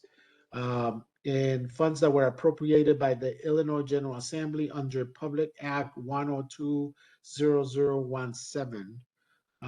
We are providing now the link in the chat if you do want to go see that particular public act that appropriated information for Illinois Works, that appropriated funding for Illinois Works. The department expects to award up to $8 million for grants under this NOFO. that's going to be anywhere between 15 to 25 grants that will be integrated into the Illinois Works network to join the grantees that are being renewed from our phase one funding. Each individual grant should range between $200,000 and $550,000, depending on the number of cohorts the program projects to deliver in a 1 year period and the specific needs of their target population. So keep in mind, we're looking at a target of about $10,000 per participant on average. Some programs will come in lower, some programs will come in a little higher. We will evaluate that on the number of cohorts. So this Illinois Works is a cohort-based model. How many cohorts are you going to deliver? Are you going to deliver one cohort throughout the year? Are you going to deliver two cohorts throughout the year? It's important to emphasize that we do not plan to approve any program delivering more than 3 cohorts a year because it's very difficult to execute all the required activities of the program if you serve more than 3 cohorts a year. And again, this is a 1 year period. So the 1 year period will start January 1st, 2023 and will end December 31st, 2023. Programs that are in good standing with Illinois Works, meaning that they have met their goals or have exceeded their goals, will be offered automatic renewal before the end of the program year. We are allowed by law to offer 2 automatic renewals. So if you get a grant and you do a good job delivering the services and meet the required metrics, you will be offered renewal for next year. And if that year you do a good job, you'll be offered renewal again for the year later. Programs that are not in good standing with the Office of Illinois Works and they fall in the inadequate progress category may be offered conditional renewal. Programs that are in poor progress with Illinois Works will not be offered renewal for Illinois Works for a second or third year. In this section, also, you can find information related to administrative costs, pre-award and application costs, budget contingency, and also the award term. Please be reminded that applications for renewal or supplemental of existing projects are not eligible to compete with applications for new state awards. As I mentioned earlier, if you're an existing Illinois Works grantee, you can submit an application under this NOFO only if you're going to propose a different geographic area or different economic development region other than the one that you're presently contracted to serve. You can find all of this information on page 11 of the NOFO. Any questions, Christine and Gia, before we go on to section C? There are no questions in the chat. Okay, great. So section C is eligibility information. It's important to understand the eligibility information, as we have been mentioning throughout this webinar today. It is very important that you're GATA pre-qualified. That is the first requirement in order for you to submit a proposal. In this section, section C, will specifically address that on the NOFO. It's also very important that you're not on the Illinois stop payment list or the federal excluded parties list at the time of application, because if you are on the Illinois stop payment list or the federal excluded parties list, unfortunately, you will not be considered for this funding opportunity. So under this NOFO, the Illinois Works Jobs Program Act uses the definition of nonprofit community-based organizations. What does that mean?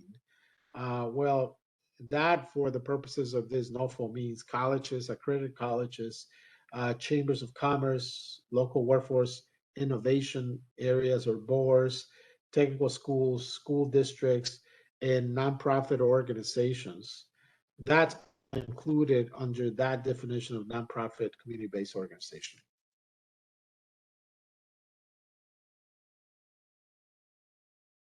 You can find it on page 12 to read a little bit more about that. Funding is available. Again, I mentioned earlier that it's not only available to experienced providers. We obviously are looking for experienced providers that have a trajectory delivering construction pre-apprenticeship program, and other construction training programs. However, applicants that have not operated a pre-apprenticeship program but have experience serving the underrepresented populations are also encouraged to apply in partnership with other relevant organizations that have experience in effective design and delivery of the required services. And as I mentioned, if you do get a grant and you do not have experience delivering pre-apprenticeship programs, you will be required to go through our coaching system that will provide both programmatic and organizational development coaching to ensure that you're successful. And as I mentioned, presently in our network, we have a good number of organizations that fall in that category. In addition to what we have shared, you will find in this section C, again, more information about eligible applicants, cost sharing or matching. I want to emphasize that you are not required to have matching funds. However, projects that include matching and or leverage funds from multiple funding sources are also given some priority. You will also find information about indirect cost rates and other applicable information in this section. Any questions or comments in the chat? We do not have any questions or comments. Okay, great. Moving on to section D of the NOFO, application and submission information. This section provides specific information regarding the submission of your grant application, including where forms can be found and how to contact the Deputy Director of Illinois Works, Norman Ruano. That's me. You'll find my email address there. If you have any questions, please don't hesitate to reach out. Additionally, this section informs you of the list of items that must be included in your application packet when it must be submitted and funding restrictions. The Illinois Works NOFO submission process is going to be utilizing Smartsheets technology.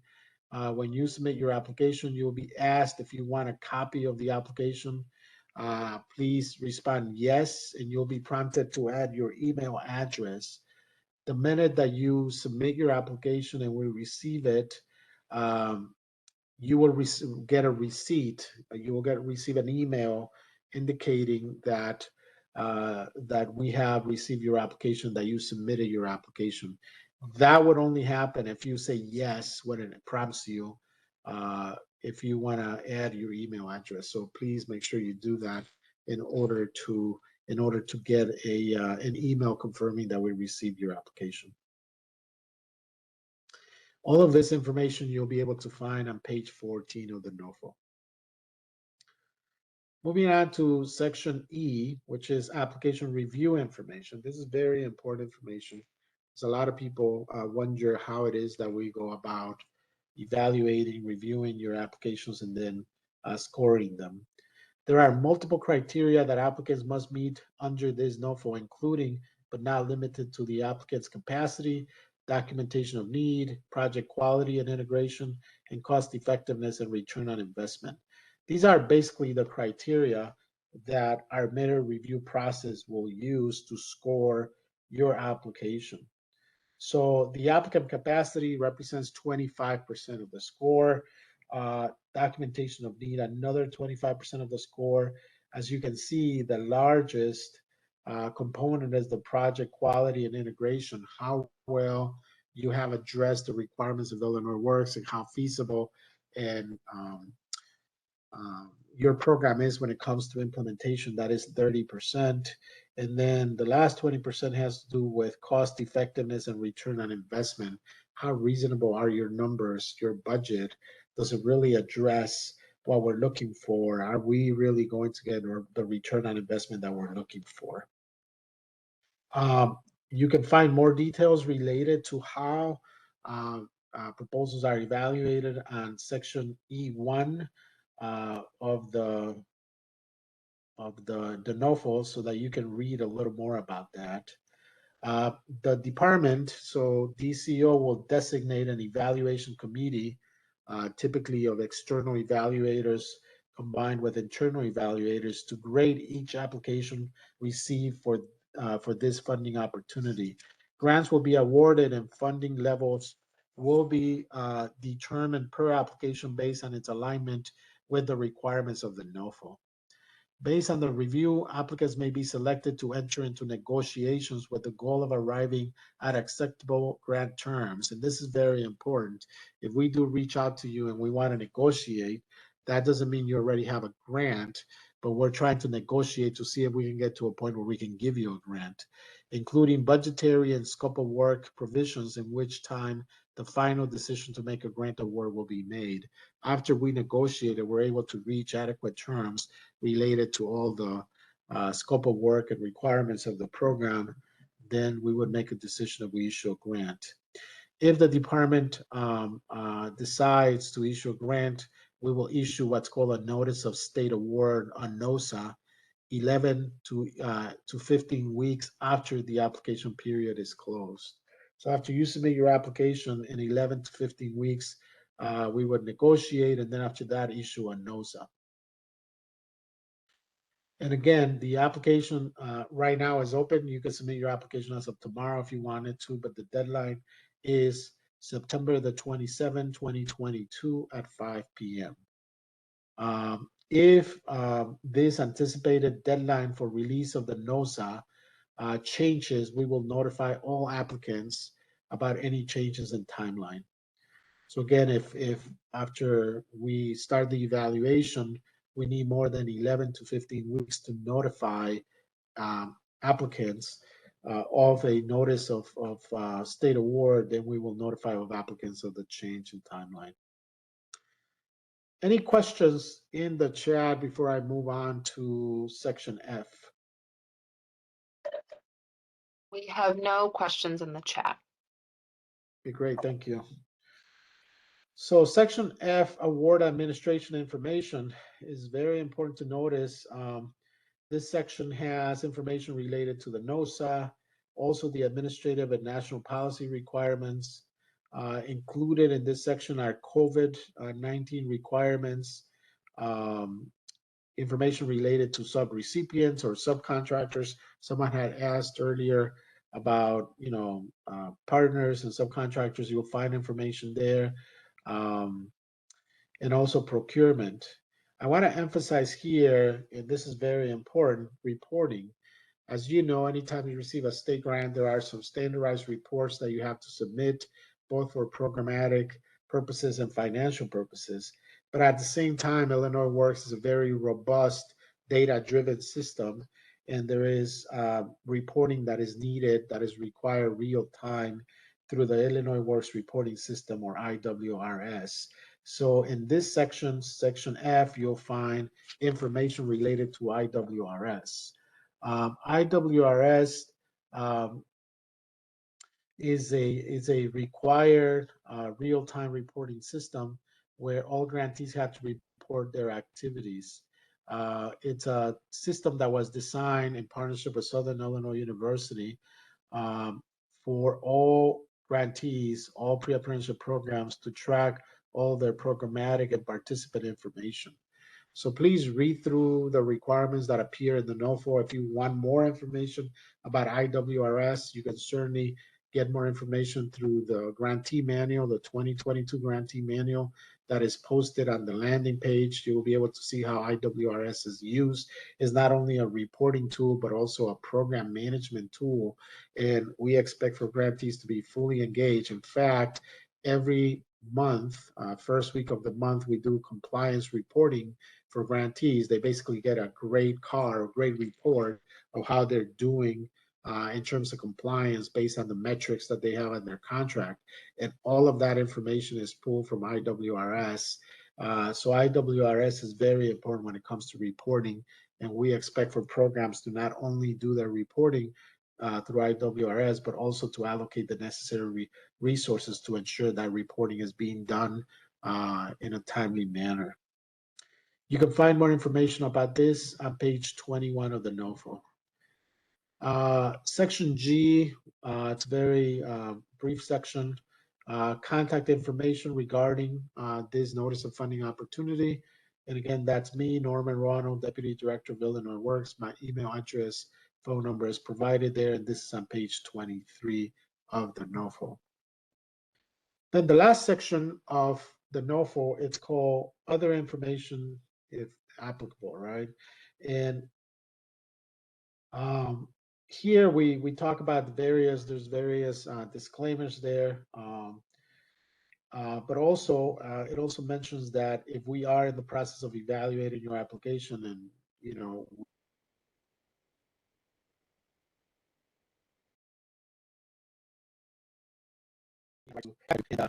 any typical questions that we may find, for any reason there's missing or incomplete information, or there are technical transmission errors or technical clarifications, we will reach out to you and ask for clarifications. Additionally, this section provides information regarding the Freedom of Information Act and confidential information. We are subject to the Freedom of Information Act when it comes to all of these documents. So we provide information there. We also provide information about the assistance that we're doing and will be doing for the NOFO, the payment schedule, and also the performance-based payment model. I want to spend a little bit of time on this one because it's very, very important that you know how this works if you do decide to apply for a grant with Illinois Works. So Illinois Works operates with a performance-based payment model that is rooted in the belief that grant funding should be based on a grantee's tangible impact in the community they serve. So Illinois Works and DCO's drive to produce real change has led to the institution of a performance-based payment model in combination with reimbursement models. So metrics are used to dictate the amount available for reimbursement. Grantees must then submit financial reports for allowable expenses to access their funding. We have a whole section in the grantee manual that talks about how this model works. I encourage you to really read through that so that you know. It's still, whenever you get a grant with the state of Illinois, it's still reimbursement. So you have to incur the expense before you can request uh, reimbursed to you. However, in the case of Illinois Works, this is performance based, meaning there is a certain dollar amount that we allocate for you meeting metrics related to enrollment. There's a certain dollar amount that we allocate for you meeting metrics related to successful completion of the program. There's a dollar amount that we allocate related to transitioning of students to primary goals or primary goals funding, secondary goals receive less funding. And also there's an allocation related to closeout reports. And we do those calculations on a monthly basis. We do have a bunch of programs right now that their level of approved expenses is maybe $200,000, $300,000, but their expenses so far are $50,000 to $200,000, and that is because they are performing well within the system. This model also allows, if you do a very good job with your program, to be able to receive more funding than you were originally allocated. So let's say if your original grant amount was $500,000, but you did such a great job with your program, you may end up with $525,000 or $550,000 because you exceeded your required metrics. On the other hand, there are programs where they might have gotten, a $500,000 grant, but they perform so poorly that they may actually end up getting, $400,000 or $450,000 instead of the $500,000. I really encourage you to read in the grantee manual. We just included the link in the chat so that you read about performance based models that we use and how those are operationalized for our grantees so that you are fully aware. And again, the goal of these models is to really focus on outcomes and produce change because we are really dedicated and committed to bringing about change when it comes to the construction industry and the trades. There's also a section here that talks about renewals and grant modifications. There's also a section for technical assistance and professional development.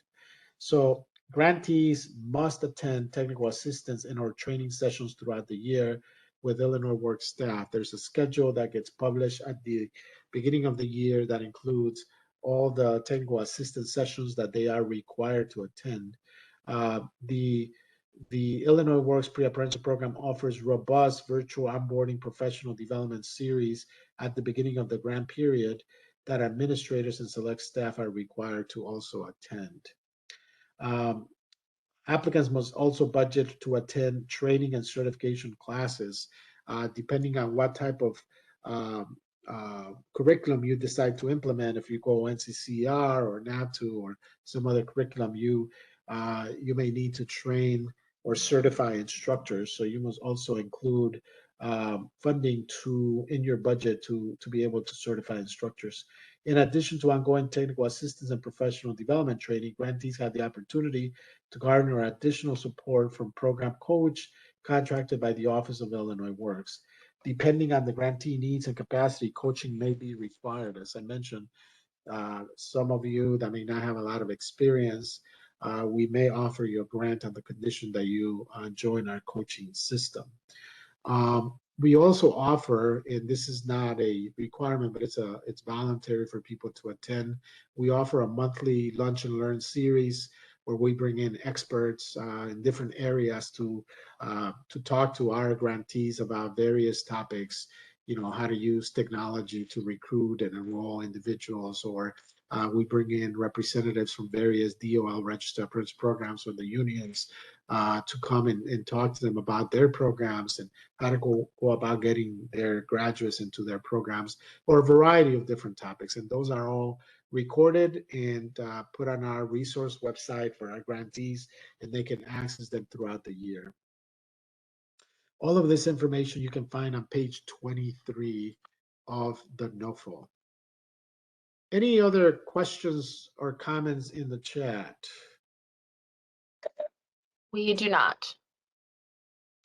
Okay, great. So we have almost 1 hour left, and now we're going to discuss what's really the heart of this NOFO, which is the program requirements. So you will find in section A of the NOFO on pages 7 to 11, what we consider the heart of the NOFO, which is the program requirements. A lot of this, if you need more details, again, use the 2022 grantee manual because you'll be able to understand and get a lot more detail related to the program requirements there. But we're gonna try to do as much justice as we can today related to these program requirements, so that if you have questions or comments, you can certainly ask them. So the overall program design, the first is the overall program design. You must detail how you will design, develop, and implement high quality pre-apprenticeship programs that significantly increase apprenticeship opportunities for underrepresented populations. Again, those populations are women, people of color, and veterans. Include how you will coordinate and staff for program activities. This is very important, you know. You really need to make sure that you align your program, that the program that you propose really, really does justice to what Illinois Works is looking for, with the main objective of ensuring that not only people go through your program, but more importantly, they are transitioned to DOL registered apprenticeship programs focused on our underrepresented populations. So, you know, some of the key questions to consider here as you're writing your proposal is, how far along are you and your team with respect to your program design? And have you really looked at what Illinois Works is all about and what it is that we're looking for? What do you perceive to be particular areas of strength or uniqueness in your organization? And what other areas you may need to strengthen with partnerships? Key questions that you need to consider as you are writing your proposal. The second one, it's very, very important. It has to do with staffing. So as I mentioned earlier, we have a very generous funding mechanism here, an average of $10,000 per participant. But that funding is being provided to make sure that not only are you providing a high quality pre-apprenticeship program, but that also you have the necessary staff to be able to perform the various roles. To fully implement the Illinois Works Pre-Apprenticeship Program, successful applicants must outline how the 8 key program areas will be staffed to ensure quality delivery of programs and services. Now, here I'll just list what those areas are, But in the grantee manual, there's a whole section that details what we expect for the various people. We are not asking you to hire a program administrator, a new program administrator, a new outreach and recruitment person, or a new intake person, or a new student support services person. What we're saying is that you need to have, even if they're existing staff members, you need to have people that are taking care of these roles. You know, data entry is so important, transition and follow-up, so important. You need to really ensure that you have staff that are taking care of those roles. So program administration, outreach and recruitment, intake, wraparound services. Wraparound services are non-academic services. Student support services are more for academic needs. Instruction, transition and follow-up, and data entry. All of these key program functions need to be properly staffed. And what we're going to be looking for by you using and completing the staffing plan, which is attachment number 4, we want to be able to see that you have adequate staffing plans to be able to address these requirements. Also, as part of that attachment, you have to submit staff resumes, instructor credentials. If you're saying you're going to be using NCCR curricula and that you're going to be using, obviously, because NCCR requires that you have certified instructors, you will need to submit their resume and also their instructor credentials. Uh, if you are going to be fulfilling some of these roles with partnerships, then you need to submit partnership agreements that clearly state what the partners are going to be doing. Ideally, also, that would state how much they're going to be paid for the services. And please make sure that those services that those partners are being paid are reasonable. If you're going to be spending the majority of your grant funds on a partner and you don't have money left to do data entry or to provide stipends, your program is not feasible from a financial perspective. Um, Partnership agreements or memos of understanding are very important here to really, for us to be able to see how you're going to be staffing these various roles and these various needs so that we can have a good picture of how feasible the implementation of your program is. The other thing that is very, very important to Illinois Works is equity focus in program culture. You must be able to articulate your understanding of how race, ethnicity, and gender impact access to and experience within the construction industry and the trades.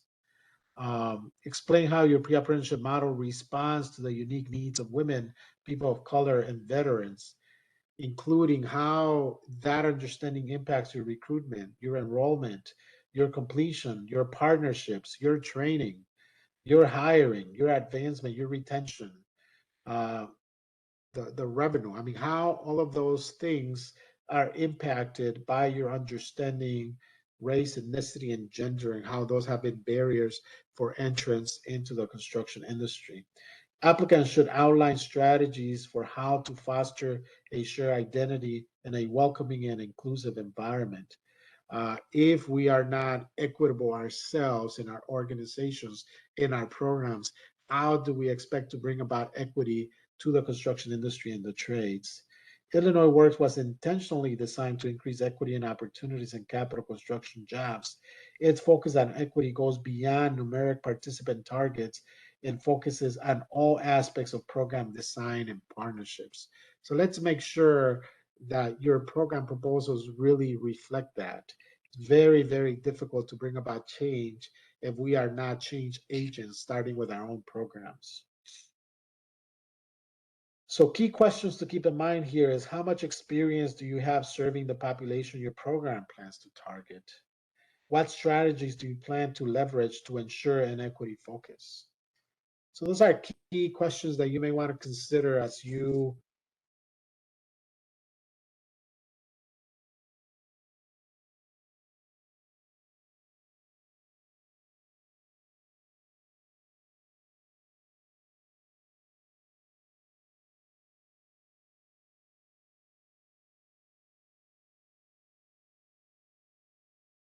continue to work on complemented by a comprehensive uh, quartet of philosophical perspective here: diversity, inclusion, belonging, and equity. Each of these is embedded in the Illinois Works culture through the core values. So what we do here is that we want to make sure that programs develop a particular culture where they're paying attention to diversity, inclusion, belonging, and equity, and that they're doing that through operationalizing some of the key values of the program. And these key values are overcoming barriers, empowering for resilience and self-sufficiency, impact through outcomes, innovate persistently, build a community of collaboration, and maximize differences. Those are the values of the Illinois Work system. And we expect for programs to be able to articulate how they will implement and use those in their program. Um, so your application should demonstrate your alignment with these principles and core values. Any other questions, Christine or Gia, in the chat?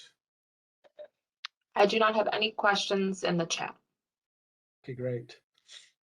So moving on to partnerships. Partnerships is another one of the key requirements uh, of the program for Illinois Works. Your program must coordinate with local workforce innovation areas, local and regional apprenticeship navigators, construction and the building trades, union groups, community colleges, employers, employer associations, community-based organizations, secondary schools. Now, these are not all required, but it is important that your program shows a cohesive plan on how it will, through partnerships, execute its work. It's not possible to execute successful pre-apprenticeship programming without relating to a bunch of external stakeholders to your organization. It's not possible to be successful doing Illinois Works pre-apprenticeship programming without relating to employers. It's not possible to do it without relating to DOL registered apprenticeship programs. It's not possible to do this without relating to organizations that know these communities very well on the ground. So the primary goal of all of our program graduates is to transition to successful DOL registered apprenticeship programs. We will consider secondary goals, what we call secondary goals. What is a secondary goal for us is employment, additional training, and educational programs. However, a secondary goal carries a lower reimbursement rate for Illinois Works than our primary goal because by law, Illinois Works exists to primarily transition graduates of our pre-apprenticeship programs to DOL registered apprenticeship programs, be it that they're union or non-union. But that is our primary goal. Partnerships should be part of your program design. Your application must include your partnerships validated. And when we're talking about partnerships, we're not just talking about you saying, oh, yeah, I have a partnership with this organization or that employer or that college. It should be validated by a memo of understanding signed by all parties indicating what their responsibility will be in that grant. Just mentioning an organization or two is not going to fulfill the requirements of Illinois Works. We need to see formal relationships here included in your proposals. We certainly encourage you, and as I have mentioned earlier in this webinar, to participate in Developing Partnerships webinar that will be delivered September 8th at 10 a.m. Please join the webinar where we'll be talking about partnerships and the requirements that Illinois Works has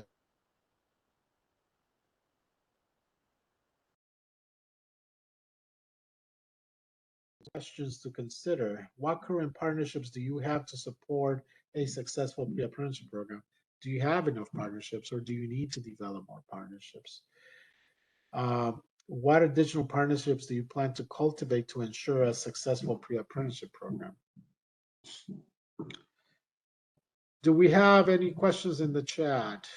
We do have a question from Jose. Can you repeat when the partnership session will be? So the partnership session will take place September the 8th at 10 a.m. You can go to the landing page the NOFO landing page, and we have a section there in the bottom of the page called information sessions where you can register for that session. There's a link right after the listing of the webinar, where you can go and register for that session. Okay, moving on, outreach and recruitment. Um, Outreach and recruitment is very, very important. In fact, our first phase of grantees have done an exceptional job with outreach and recruitment.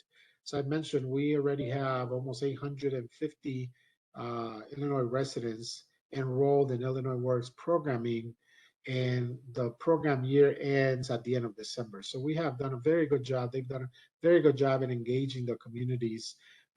We probably have received by now close to 1,000 applications for people to enroll in the program. We have probably engaged over 1,500 community residents, formally engaged them, that we have information for. So, that has been a very successful part of Illinois Works. But it's very important that in your proposals, your program clearly outlines proactive recruiting, outreach, support strategies that significantly increase the number of underrepresented populations that enroll in and successfully complete your pre-apprenticeship program. I really encourage you to think through your marketing strategy. We have found that technological tools, geofencing, very direct social media ads are very successful for recruiting the populations that we're targeting. Your strategy must acknowledge race and gender disparities in regional construction and building trades occupations. Applicants do not need to serve all populations targeted by this NOFO. They can focus on one or more of the underrepresented populations, including women, people of color, and veterans. Applicants must understand and communicate with union and non-union DOL registered apprenticeship program requirements to program candidates. It's very important that you properly inform candidates, program participants about how these DOL registered apprenticeship programs work. So as a result, it's very important that your program really understands these programs.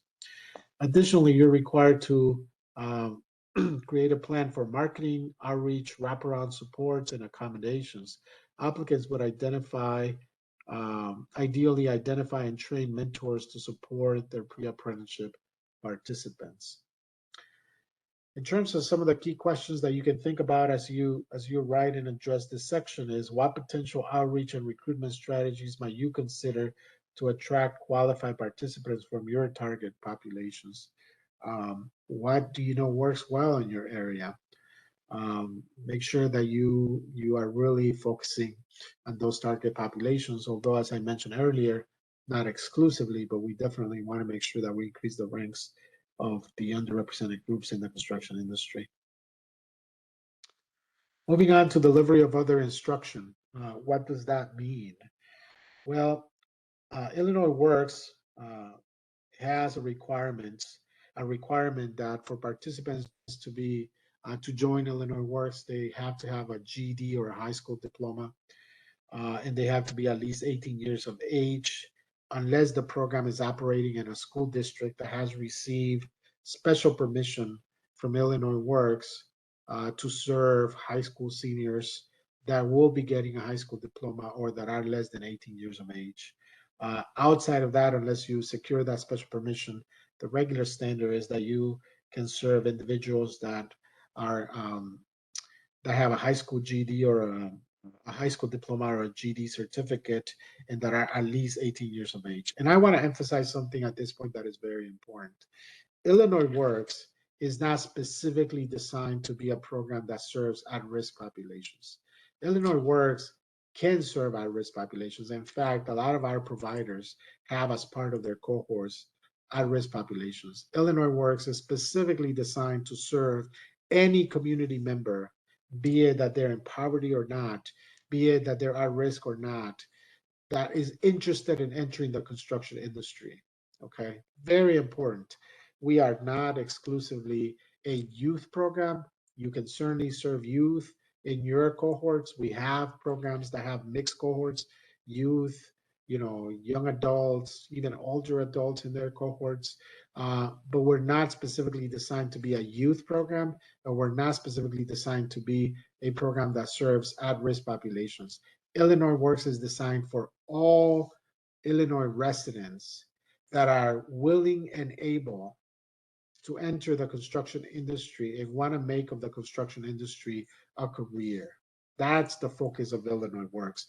We certainly have in our programs that serve returning citizens. In fact, we have a fairly large percentage of returning citizens in our present enrollees. About 18% of all of our enrollees have some type of criminal background.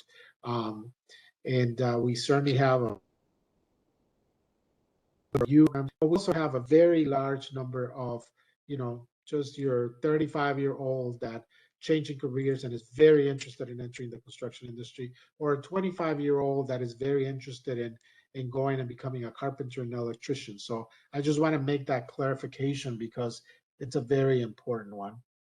So delivery of other instruction. Your program must provide plans to refer students who do not have the minimum program requirements to educational services in their respective communities, including free literacy, GED, ESL classes, among others. So if someone applies to your program, you are an Illinois Works provider throughout the state. They do not have a high school diploma or a GED certificate, but they want to join, refer them. You need to have the ability to refer them to a local adult education program in your community so that they can go to that program, receive the services they need. Once they have the credentials they need, they can come back to your program and apply. If it's someone that needs ESL classes, you need to be able to refer them out to your local adult education program. The last time I checked through the Illinois Community College Board, there are about 72 approved adult education providers in the state that offer those services for free. So you need to have those relationships to make sure that we don't send just people away. We want to make sure that we give them the opportunity to access resources in their communities to get the credentials and fulfill the requirements they need to be able to enter an Illinois Works program. Your plans must include how applicants' barriers to program entrance and success will be assessed. Your plan should also include strategies for removing barriers for underrepresented groups. So if that's a barrier, not having a high school uh, diploma or GD certificate, articulate how you're going to help them remove that barrier so that they can participate. Now, Illinois Works does not approve programming that includes instruction within their programming. We do expect for them to have ways of referring community members that are interested in joining and need those services to some other providers in the community. We do not fund through Illinois Works GED programming or ESL programming as part of your program. Some of the key questions that you may consider here is what current partnerships and or program relationships do you have that can assist with literacy, GED, ESL, or other necessary services? When it comes to application and intake, successful applicants would outline a process to review candidates' eligibility for your pre-apprenticeship program, including pre-screening assessment, an application process, an interview process, participants enrollment, how will they be enrolled, wraparound services, how would you do intake to find out what type of wraparound services they need, and also student support services. Just to emphasize, wraparound services are services that are provided to remove non-academic barriers. Student support services are services that are provided to help students succeed academically, such as tutoring or retake sessions, retesting sessions, etc. Grantees will be required to utilize Illinois Works provided pre-screen assessments, Illinois Works provided applications, Illinois Works provided interview questionnaires, Illinois Works provided wraparound service assessments, and commitment agreements. I encourage you to go again to the Illinois Works 2022 grantee manual so that you can see some of these tools. They're included on the manual, and you could also read about them and how they're used within the system. So again, going back to the eligibility criteria for community residents to participate in Illinois Works, participants must be at least 18 years of age, unless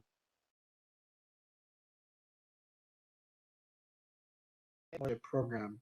If you are a school district or if you're working with a school district, you can get special permission from Illinois Works to work with high school seniors that are not 18 years of age or that do not have a high school diploma or GED yet, but that are on their way to achieving that. So again, but if they're not within that setting, they must have a high school diploma or GED. Also very important, they must be an Illinois resident. Candidates must be interested, and this is vital to the success of this program. They must be interested in pursuing a career in construction or the building trades. If people want something to do, but they actually want to be a chef, they should be referred to programs that do that work. If they actually want to work in manufacturing or IT or healthcare, then they come to your program, they're assessed, they're referred out to programs that can really do justice to their career interests. They shouldn't just sit in a Illinois Works pre-apprenticeship program because they have the time in the summer. These programs are designed only for individuals that are really interested in pursuing a career in construction and the building trades. Okay, moving on to wraparound supports. This is a key part of the Illinois Works system. Your program must provide a plan for assisting pre-apprentice participants with overcoming non-academic barriers to successful program completion. This is a whole array of wraparound services that can be provided and should be considered by your program. These are all pre-approved. You can include them, and you can include budget items for these. Mentorship, financial literacy, alumni networking, referral housing, mental health services, childcare, transportation, driver's education fees, car repairs. We even allow for funding to be used if their car broke down and they needed it to attend the program or they need it for employment. We allow for a dollar amount to be used for car repairs, emergency bill payment, other costs that create an obstacle for participants. There's a whole list of wraparound services that you can find on page 5 of the NOFO. Our program, again, is a very generous funding mechanism, and we expect for programs to be able to provide comprehensive wraparound services to individuals based on their needs. Now, the model that we follow for wraparound services, and again, it's outlined in the grantee manual, is that we don't go and say, okay, you're such and such, you're a single mom, here are all the services that you need. Here they are. We actually conduct an assessment to find out what they need. They tell us what they need, and based on their needs, then we put together programming and ensure that they receive those services. It's all needs driven by the participant telling us what they need or don't need, and that's how we address it. Key questions here to keep in mind is based on the needs of your target populations. Have you identified the wraparound services you think are necessary for your program to provide? And if you do not have the capability to provide those services, have you identified a partner that you can potentially work with that can provide those services so that the participants have access to those particular services that they need? Before moving on to discuss stipends, are there any questions or comments in the chat, Gia and Christine? We do not have any questions or comments in the chat. Okay, great. We have almost 30 minutes left, and I think we are right on pace. Let's discuss stipends.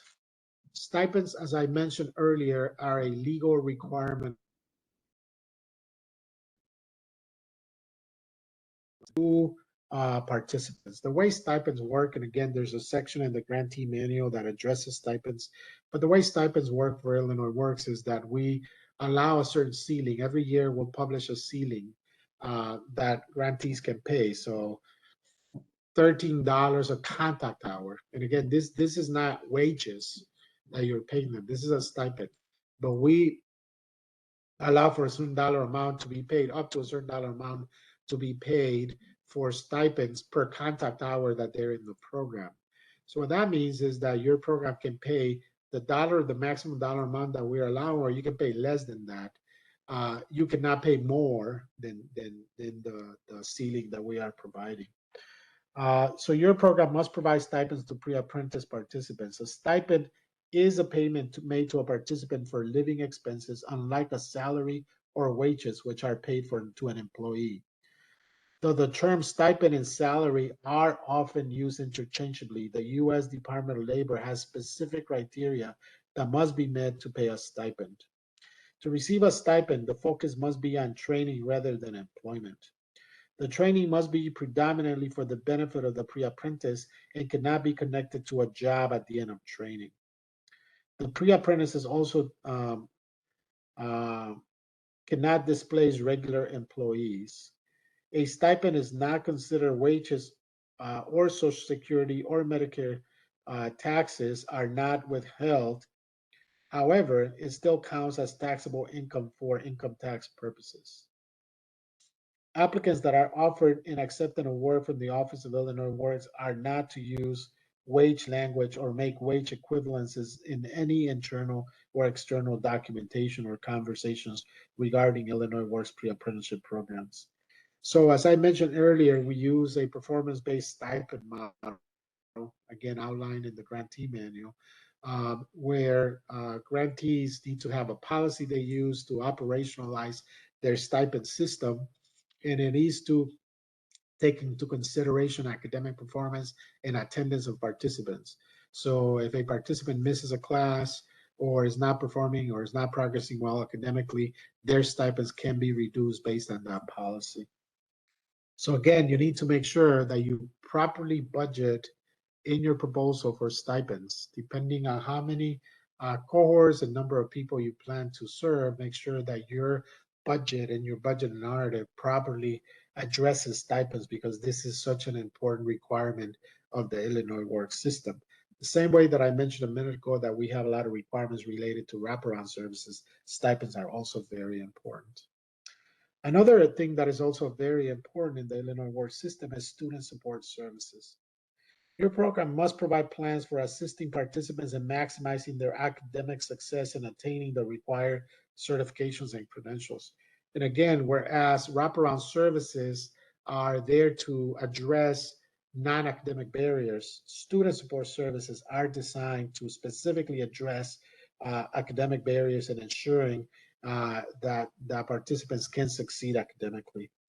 Allowable program costs related to student support services may include, but are not limited to, tutoring services, retesting. Sometimes students fail and they need to retest, or sometimes they miss for whatever justified reason they had, and they need to make up sessions, and an instructor has to do makeup sessions in order for them to secure their certifications, or other educational enrichments. The point here is that your proposal needs to include significant understanding and also services related to student support services. Because one thing is to remove non-academic barriers for those of us that come from college and educational backgrounds. We really have seen the impact that student support services can have on the success of students, so that they can succeed academically in your program. Um, some of the key questions to consider related to to student support services is, based on the needs of your target population, have you identified the specific student support services you intend to offer and how you intend to offer? Make sure that your proposal clearly outlines that. Learning is very important. Applicants must explain how they will coordinate education and learning, necessary report and retention services, and coaching for from other partner institutions. The department is also interested in applications who will innovate teaching and learning tools, including online and virtual learning. Uh, these are not necessary requirements, but clearly articulate if you're going to be using any type of alternative reality or virtual reality learning.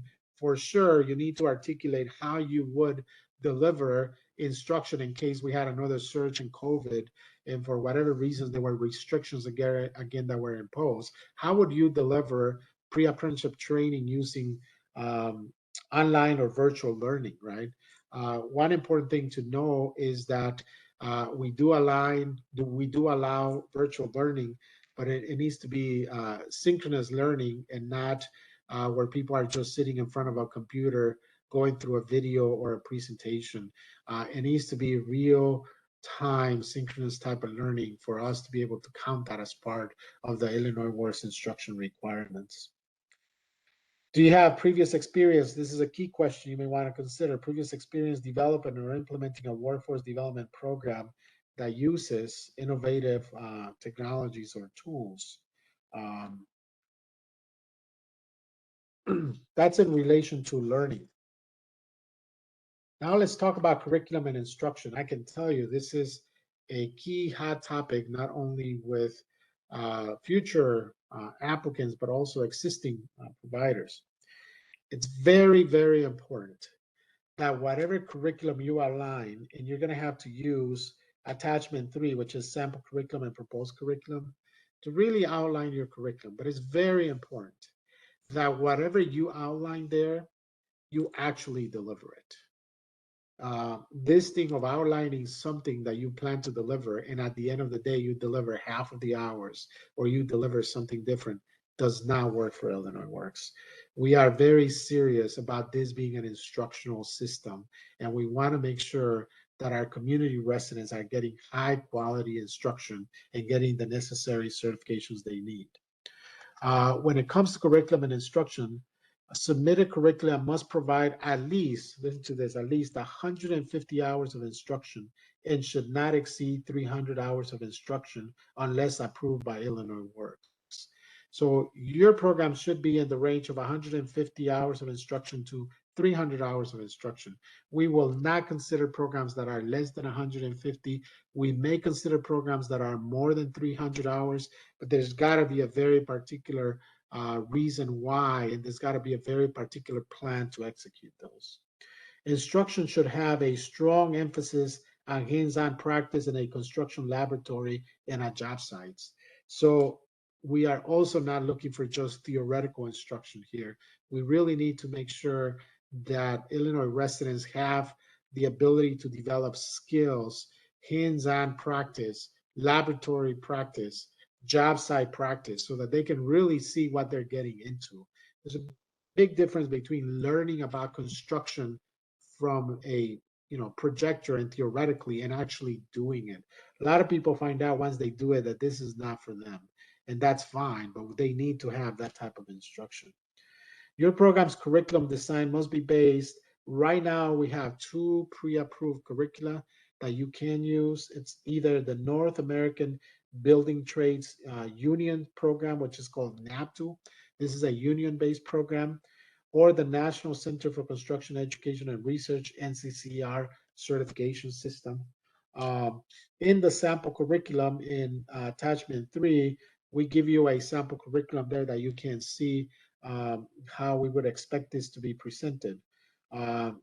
You're invited to submit other curricula that is not NAPTU or NCCR. However, you must know that any other curricula outside of that submitted must be nationally recognized and based on national construction best practices. So, I know there are organizations that have developed their own curriculum. Unfortunately, I mean, you can submit it, but unless it's nationally recognized and based on nationally recognized best practices, unfortunately, we will not approve curricula like that. I do know that there are colleges that have developed curricula that are approved by ICCB that are obviously focused on the construction industry and go through a rigorous approval process for that. You are welcome to submit those alternative curricula. We actually have a community college right now that is one of our providers with a curriculum of that nature. You are welcome to certainly do that, or a school district that may do the same thing. But please keep in mind, they need to be, anything that is outside of NAPTU or NCCR needs to be nationally recognized and based on construction industry best practices. At the same time, all curricula need to include OSHA and OSHA 10-hour certification, first aid and CPR certification, and other applicable or relevant certifications in the industry. One thing I would warn you against is we still have a lot of women, unfortunately, being trained to be flaggers at job sites. We are not interested in perpetuating the system where women are the flaggers at a job site. Typically, flaggers are the least paid individual at a job site. We want to offer our women that participate in our programs the same opportunities that any men would get in, electricity and plumbing and carpentry and any other trade that they themselves decide that they want to join. Tracking women into flagger positions with flagger certification is simply not something that we are interested in considering. Applicants must submit a proposed curriculum outline, including the hours, instruction modules offered, length of training, and the logistical plan for delivery. That is all required under attachment number 3, the sample curriculum and proposed curriculum. You should know and pay very close attention to that attachment because there are other requirements such as employability skills and soft skills that need to be included. So I really encourage you to go through that and ask us any questions later on if you do have any questions. Some key questions to consider as you're doing that. Has your program begun to think about student credentials and certifications? If so, which credentials are you considering? Which ones are you interested in pursuing? And as I said from the very beginning, Illinois works as a semi-structured system. And the reason why we say it's a semi-structured system is because we're not telling you that you have to do NCCER or that you have to do NAPTU.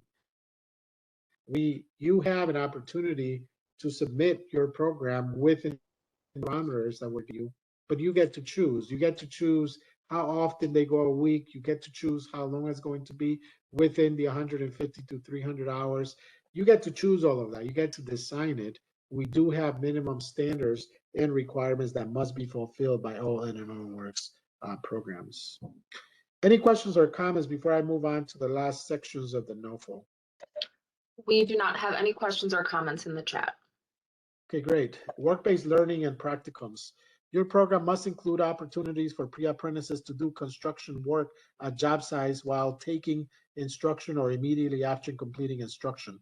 Job site practicums are generally supervised by the program instructors and are coordinated with community-based organizations, contractors, or government entities that give students opportunities to put into practice what they have learned in the classroom. And again, this is part of attachment 3, which is the sample curriculum and proposed curriculum. Your program should align existing or planned partnerships for work-based learning and practicum work sites. Successful applicants will provide a minimum of 10 hours of work-based learning. So the ideal program here is that you include at least 10 hours of work-based learning. However, if for whatever technical reasons, and let's make sure it's a good technical reason and a good argument, your program cannot provide the hands-on learning experience, job sites, tours, um, of DOL registered apprenticeship programs or other activities may be proposed as an alternative to replace this requirement. But you have to give a good technical reason of why you couldn't do the 10 hours of work-based learning for us to consider your alternative plan. Any questions here related to this section that you may want to consider are: what partnership does your program have with construction companies, government agencies, or others that can make job sites available for work-based learning? And again, while these students are doing work-based learning, that is still part of their they are required to receive a stipend. So here's where the rubber meets the road, and it has to do with transition and follow-up. As I mentioned, we are by state law mandated to specifically focus on ensuring that our participants transition to DOL registered apprenticeship programs. We certainly consider secondary goals such as other educational services. Sometimes people go to the military or things like that, and those will be considered secondary goals. But our primary goal is DOL registered apprenticeship program. So your program must provide plans how it will assist participants transitioning to DOL registered apprenticeship programs, including connecting them to employers and union and non-union programs. Also include plans for referring participants that do not enroll into apprenticeship program into advanced construction or education and training programs or other employment. Applicants should outline how they will follow up with participants beyond program completion for at least on a quarterly basis for at least 1 year.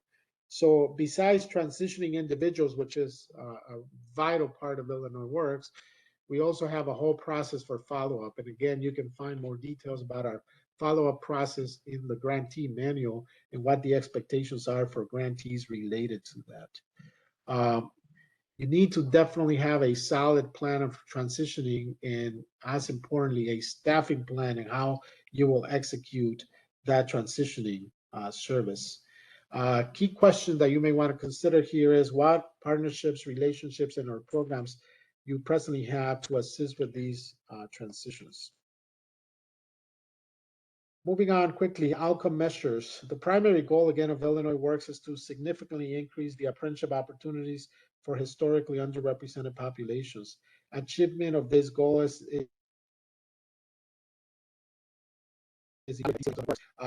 and also the Illinois Works Review Panel, which is responsible for reporting on the program annually to the Illinois General Assembly. So we have a lot of reporting we have to do to elected officials, but also to the General Assembly in general. To inform the panel's report, the Illinois Works Jobs Program Act requires pre-apprenticeship program grantees to report information about their programs, including the number of individuals who apply, participate in, and complete community-based organizations program broken down by race, gender, age, and veteran status. Your program will be required to outline a plan to collect and track data and outcome measures by completing the attachment 2, which is participant demographics and outcome summary. Key question here to keep in mind as you complete your proposal is, do you have a dedicated individual accountable for data collection and statistical analysis? If not, what's your staffing plan to ensure data collection and data entry? Continue to talk about that data tracking. Your program will be required to utilize the Illinois Works Reporting System, or IWRS, as a reporting platform and a workforce program management tool used to track grantee performance and progress towards negotiated outcome measures. Data entry is expected to take place in real time. All programs should plan to have a dedicated data entry coordinator responsible for data entry and integrity. The data is used by DCO to verify compliance progress and to create required reports for the Illinois Works Review Panel and the Illinois General Assembly. More importantly, it allows the Office of Illinois Works to conduct longitudinal evaluations to verify and document the impact of the program and enrollees in the state of Illinois. One key feature about Illinois Works is that we're working with Northern Illinois University on an evaluation plan that will produce an annual longitudinal evaluation report to document the impact of our programs on the outcomes of our participants in terms of their careers, earning potential, and even the impact on their communities. That's the reason why it's so important that we collect all of this data and it's accurate and is reported to us real time.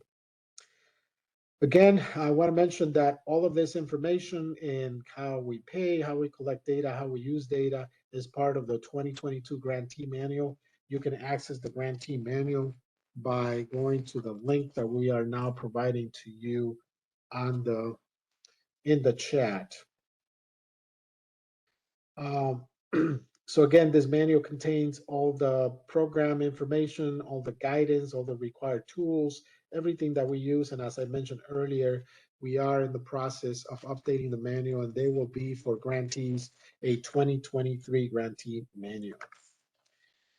Any questions about what I have just covered? We just went over all the program requirements, all the key components of the Illinois Works program model.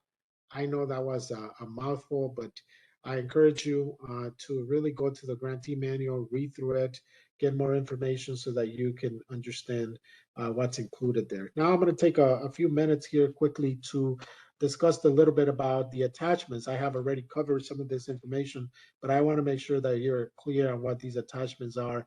There are 4 required attachments. Attachment number 1 is the proposed work plan. Attachment number 2 is the participant demographics and outcomes summary. Attachment number 3 is the sample curriculum and proposed curriculum. And attachment number 4 is the staffing plan. All of these attachments will be required with your proposal.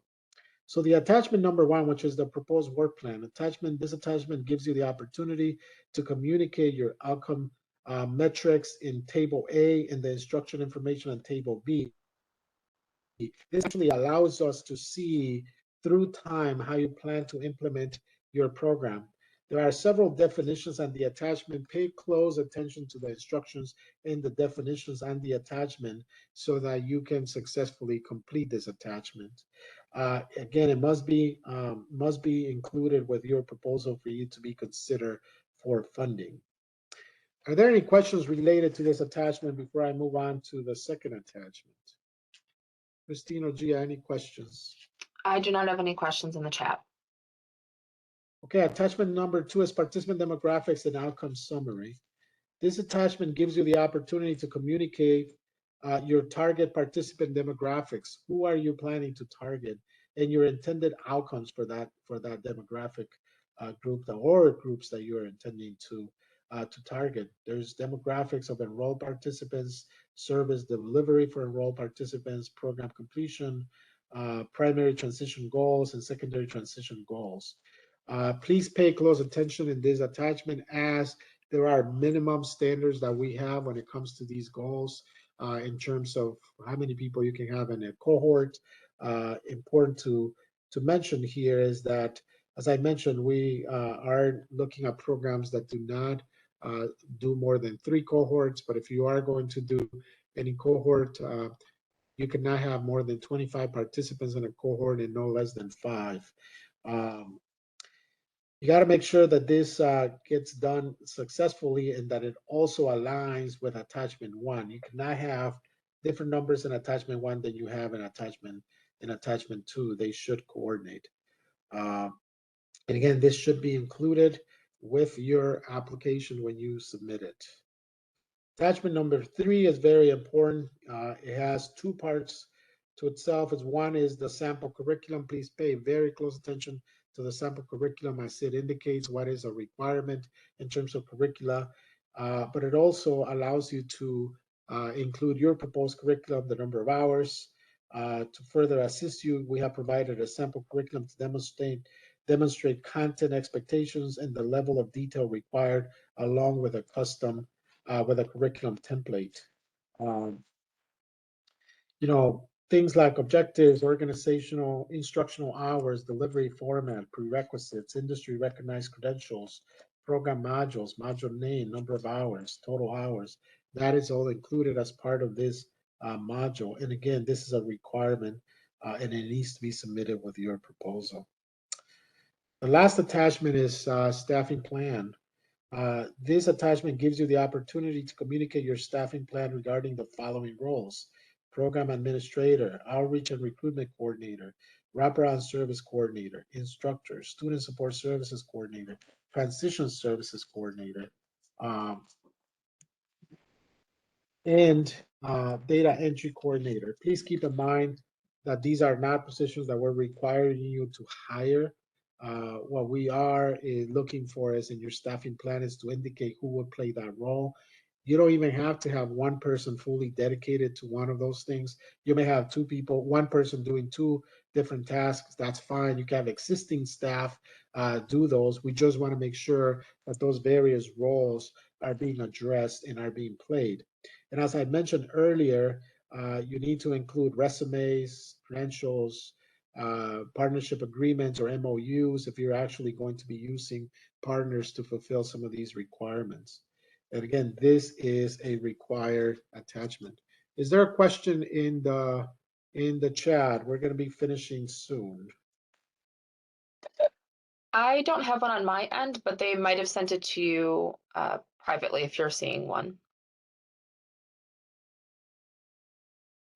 We are going to finish in a minute. We would like for you, even if we go beyond 1 o'clock, if you could please hang out for a few minutes as we conduct an evaluation of this webinar just to get your feedback. We only have a few more items left to cover, so we would appreciate if you would hang out with us for a minute. Funding information again. We are going to be issuing up to $8 million worth of awards in the range of $200,000 to $500,000, an average of $10,000 per participant. We expect to award anywhere between 10 to 20 awards through this NOFO. And again, the program year will be January 1, 2023 through December 31, 2023. All documents must be submitted that we have discussed. And as I mentioned, there will be a smart sheet system for you to electronically submit the NOFO. We will be sharing right now with you the link that will be used for submittal of your proposal for this NOFO, and it is due September 27, 2022, no later than 5 p.m. Finally, we will cover the evaluation criteria. As I mentioned, there are evaluation criteria that we will be covering, and I just want to remind you what that is. Applicant capacity is 25%. Documentation of need is also 25%. Cost effectiveness, project quality and integration is the highest one at 30%, and cost effectiveness and return on investment at 20%. If you have any questions, please feel free to unmute yourself. There's a whole list of resources that we have made available for you also on the NOFO. Please review them, register for the upcoming webinars, or if you're not able to attend, please certainly access the recorded sessions that we will have on the website. Okay, I'm going to hand it over now to Gia, who will conduct very quickly a few minutes an evaluation. Gia, if you could please go ahead and tell them about Mentimeter and the evaluation and how that will proceed. Okay, great. Thank you all. And thank you everyone for attending. I know that this has been a long training, but this information is all extremely valuable for a successful application submission. So if you could just give us a little bit of feedback. I'm going to get to that slide here. So you can just use your phone, or you can use the computer that you're using right now and go to Menti, so www.menti.com. We'll also share that in the chat. And once you get to Menti, you will see a place where it says enter code to vote. So enter the code that you see on the screen, 7594 7685. So again, put in the website www.menti.com, and it is in the chat, and then the code 7594 7685.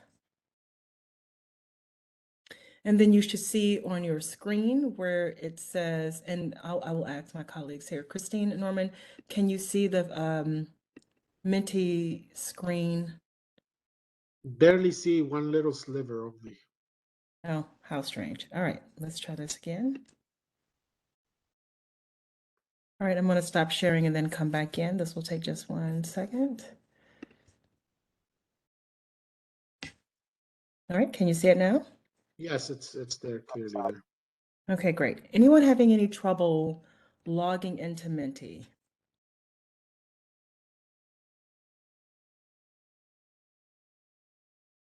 Okay, so we will go through these really quick.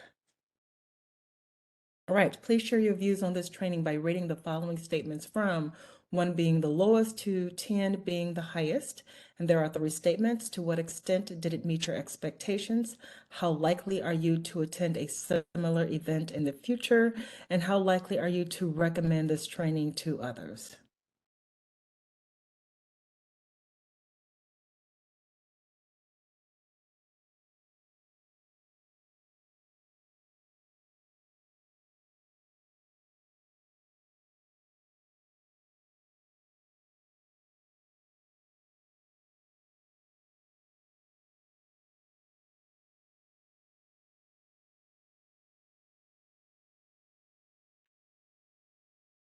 Thank you for those who are sharing. And if you're still trying to log in, keep in mind that information is in the chat to get into Menti. The next question is, this course was relevant to what I wanted to learn about the subject matter. You can rate 1 being strongly agree, 5 strongly, 1 being strongly disagree, 5 being strongly agree.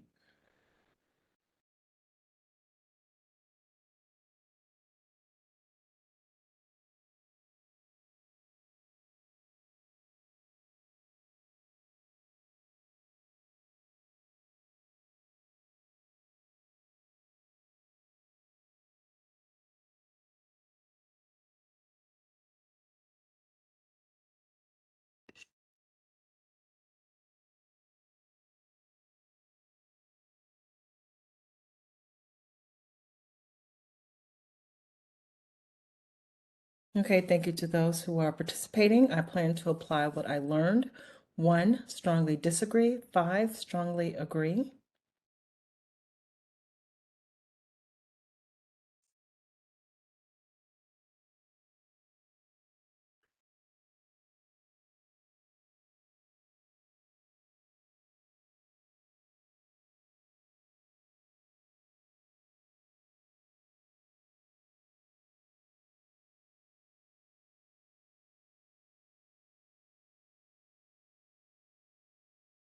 Okay, thank you. We're almost done here. What improvements might you recommend?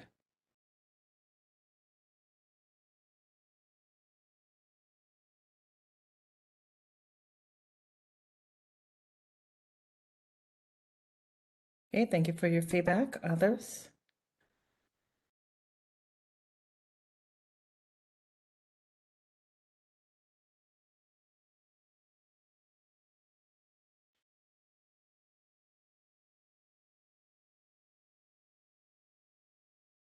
Okay, thank you.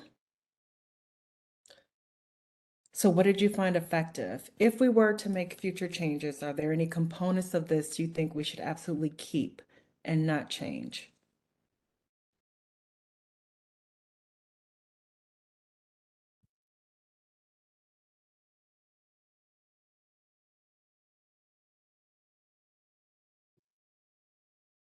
Okay, thank you.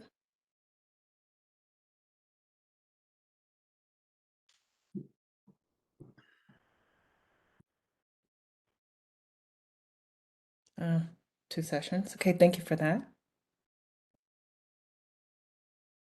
Great, thank you.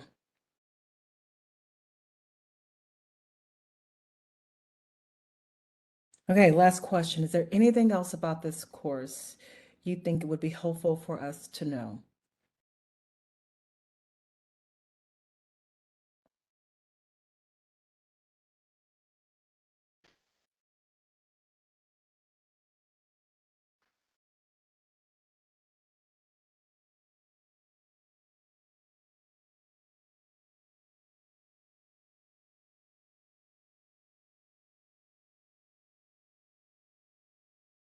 Okay. Thank you. Okay, great. Thank you. That's good. Great. Thank you. All right. Thank you for your participation, and I will turn it back over to Dr. Ruano. Well, thank you very much again for joining us today. I appreciate the opportunity to share about this opportunity. Again, as we mentioned earlier, do not hesitate to reach out to us, ceo.illinoisworks@illinois.gov, in case you have any other questions, comments, or suggestions. You also have my direct email address, norman.ruano@illinois.gov, and also in the NOFO, in case you want to send me an email. I'll be more than happy to respond. I really hope you have a great rest of your day. In 3 to 5 business days, we're going to be making this available again on the website, the NOFO website, for your convenience. So thank you very much, and have a good day. Bye-bye.